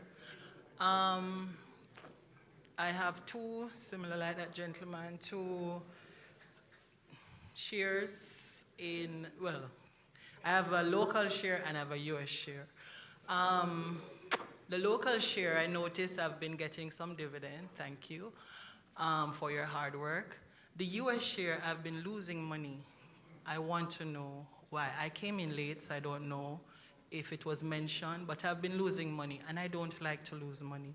So 2 months straight, I've been losing my US dollars that I've paid to buy the shares. So is there any reason? What's happening? So that is just a function. The US market, the US share, and the Jamaican share are actually equivalent. So they provide you with exactly the same amount of dividends and the same amount of ownership in the market. I think all you're seeing is there's a lot less US dollar shares traded than Jamaican dollar shares. And therefore the liquidity tends to cause the shares to jump up and down. But there is no difference in the shares themselves, or in the dividends, or in the voting rights of the shares. They're exactly the same. So simple layman terms, I'm not losing money? No, you're not losing money. Even though there's a loss, when I look at my thing, even though it's a loss, I'm not losing money? So the share price, The share price is based on what people buy and sell, obviously.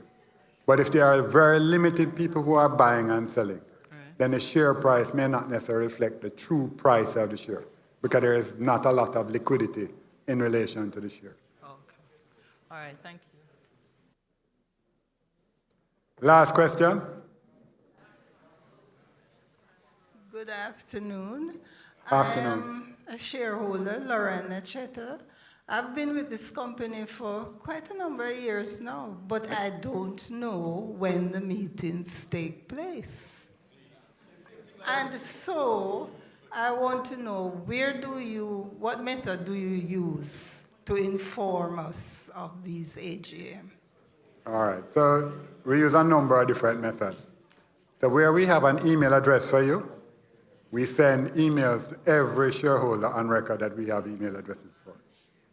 We also publish the notices in the newspaper prior to the meeting.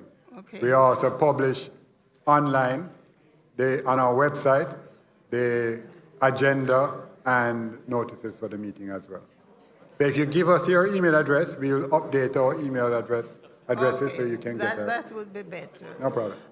The other issue that I have is that I'm sure you have an idea of how many persons are recorded on your data sheet as to the number of shareholders. Yes. So then if you're having an AGM, then I'm expecting that you would have tokens to accommodate such number of persons.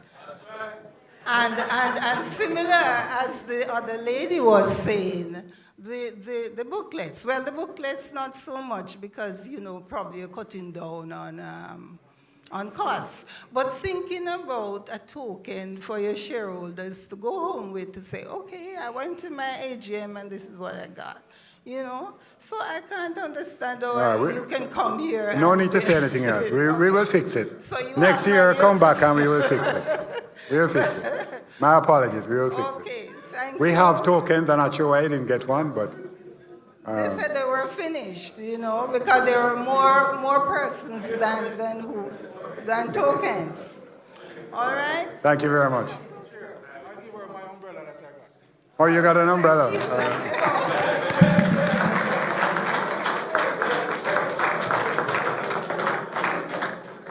All right, ladies and gentlemen, this ends the formal part of our meeting, which I now declare closed. Ladies and gentlemen, as we formally close this section, thank you all for your attendance and interest, and we look forward to your continued support in the coming year. Please continue to keep safe, and look forward to welcoming you. We have some refreshments at the back for those people who may be interested. Thank you very much.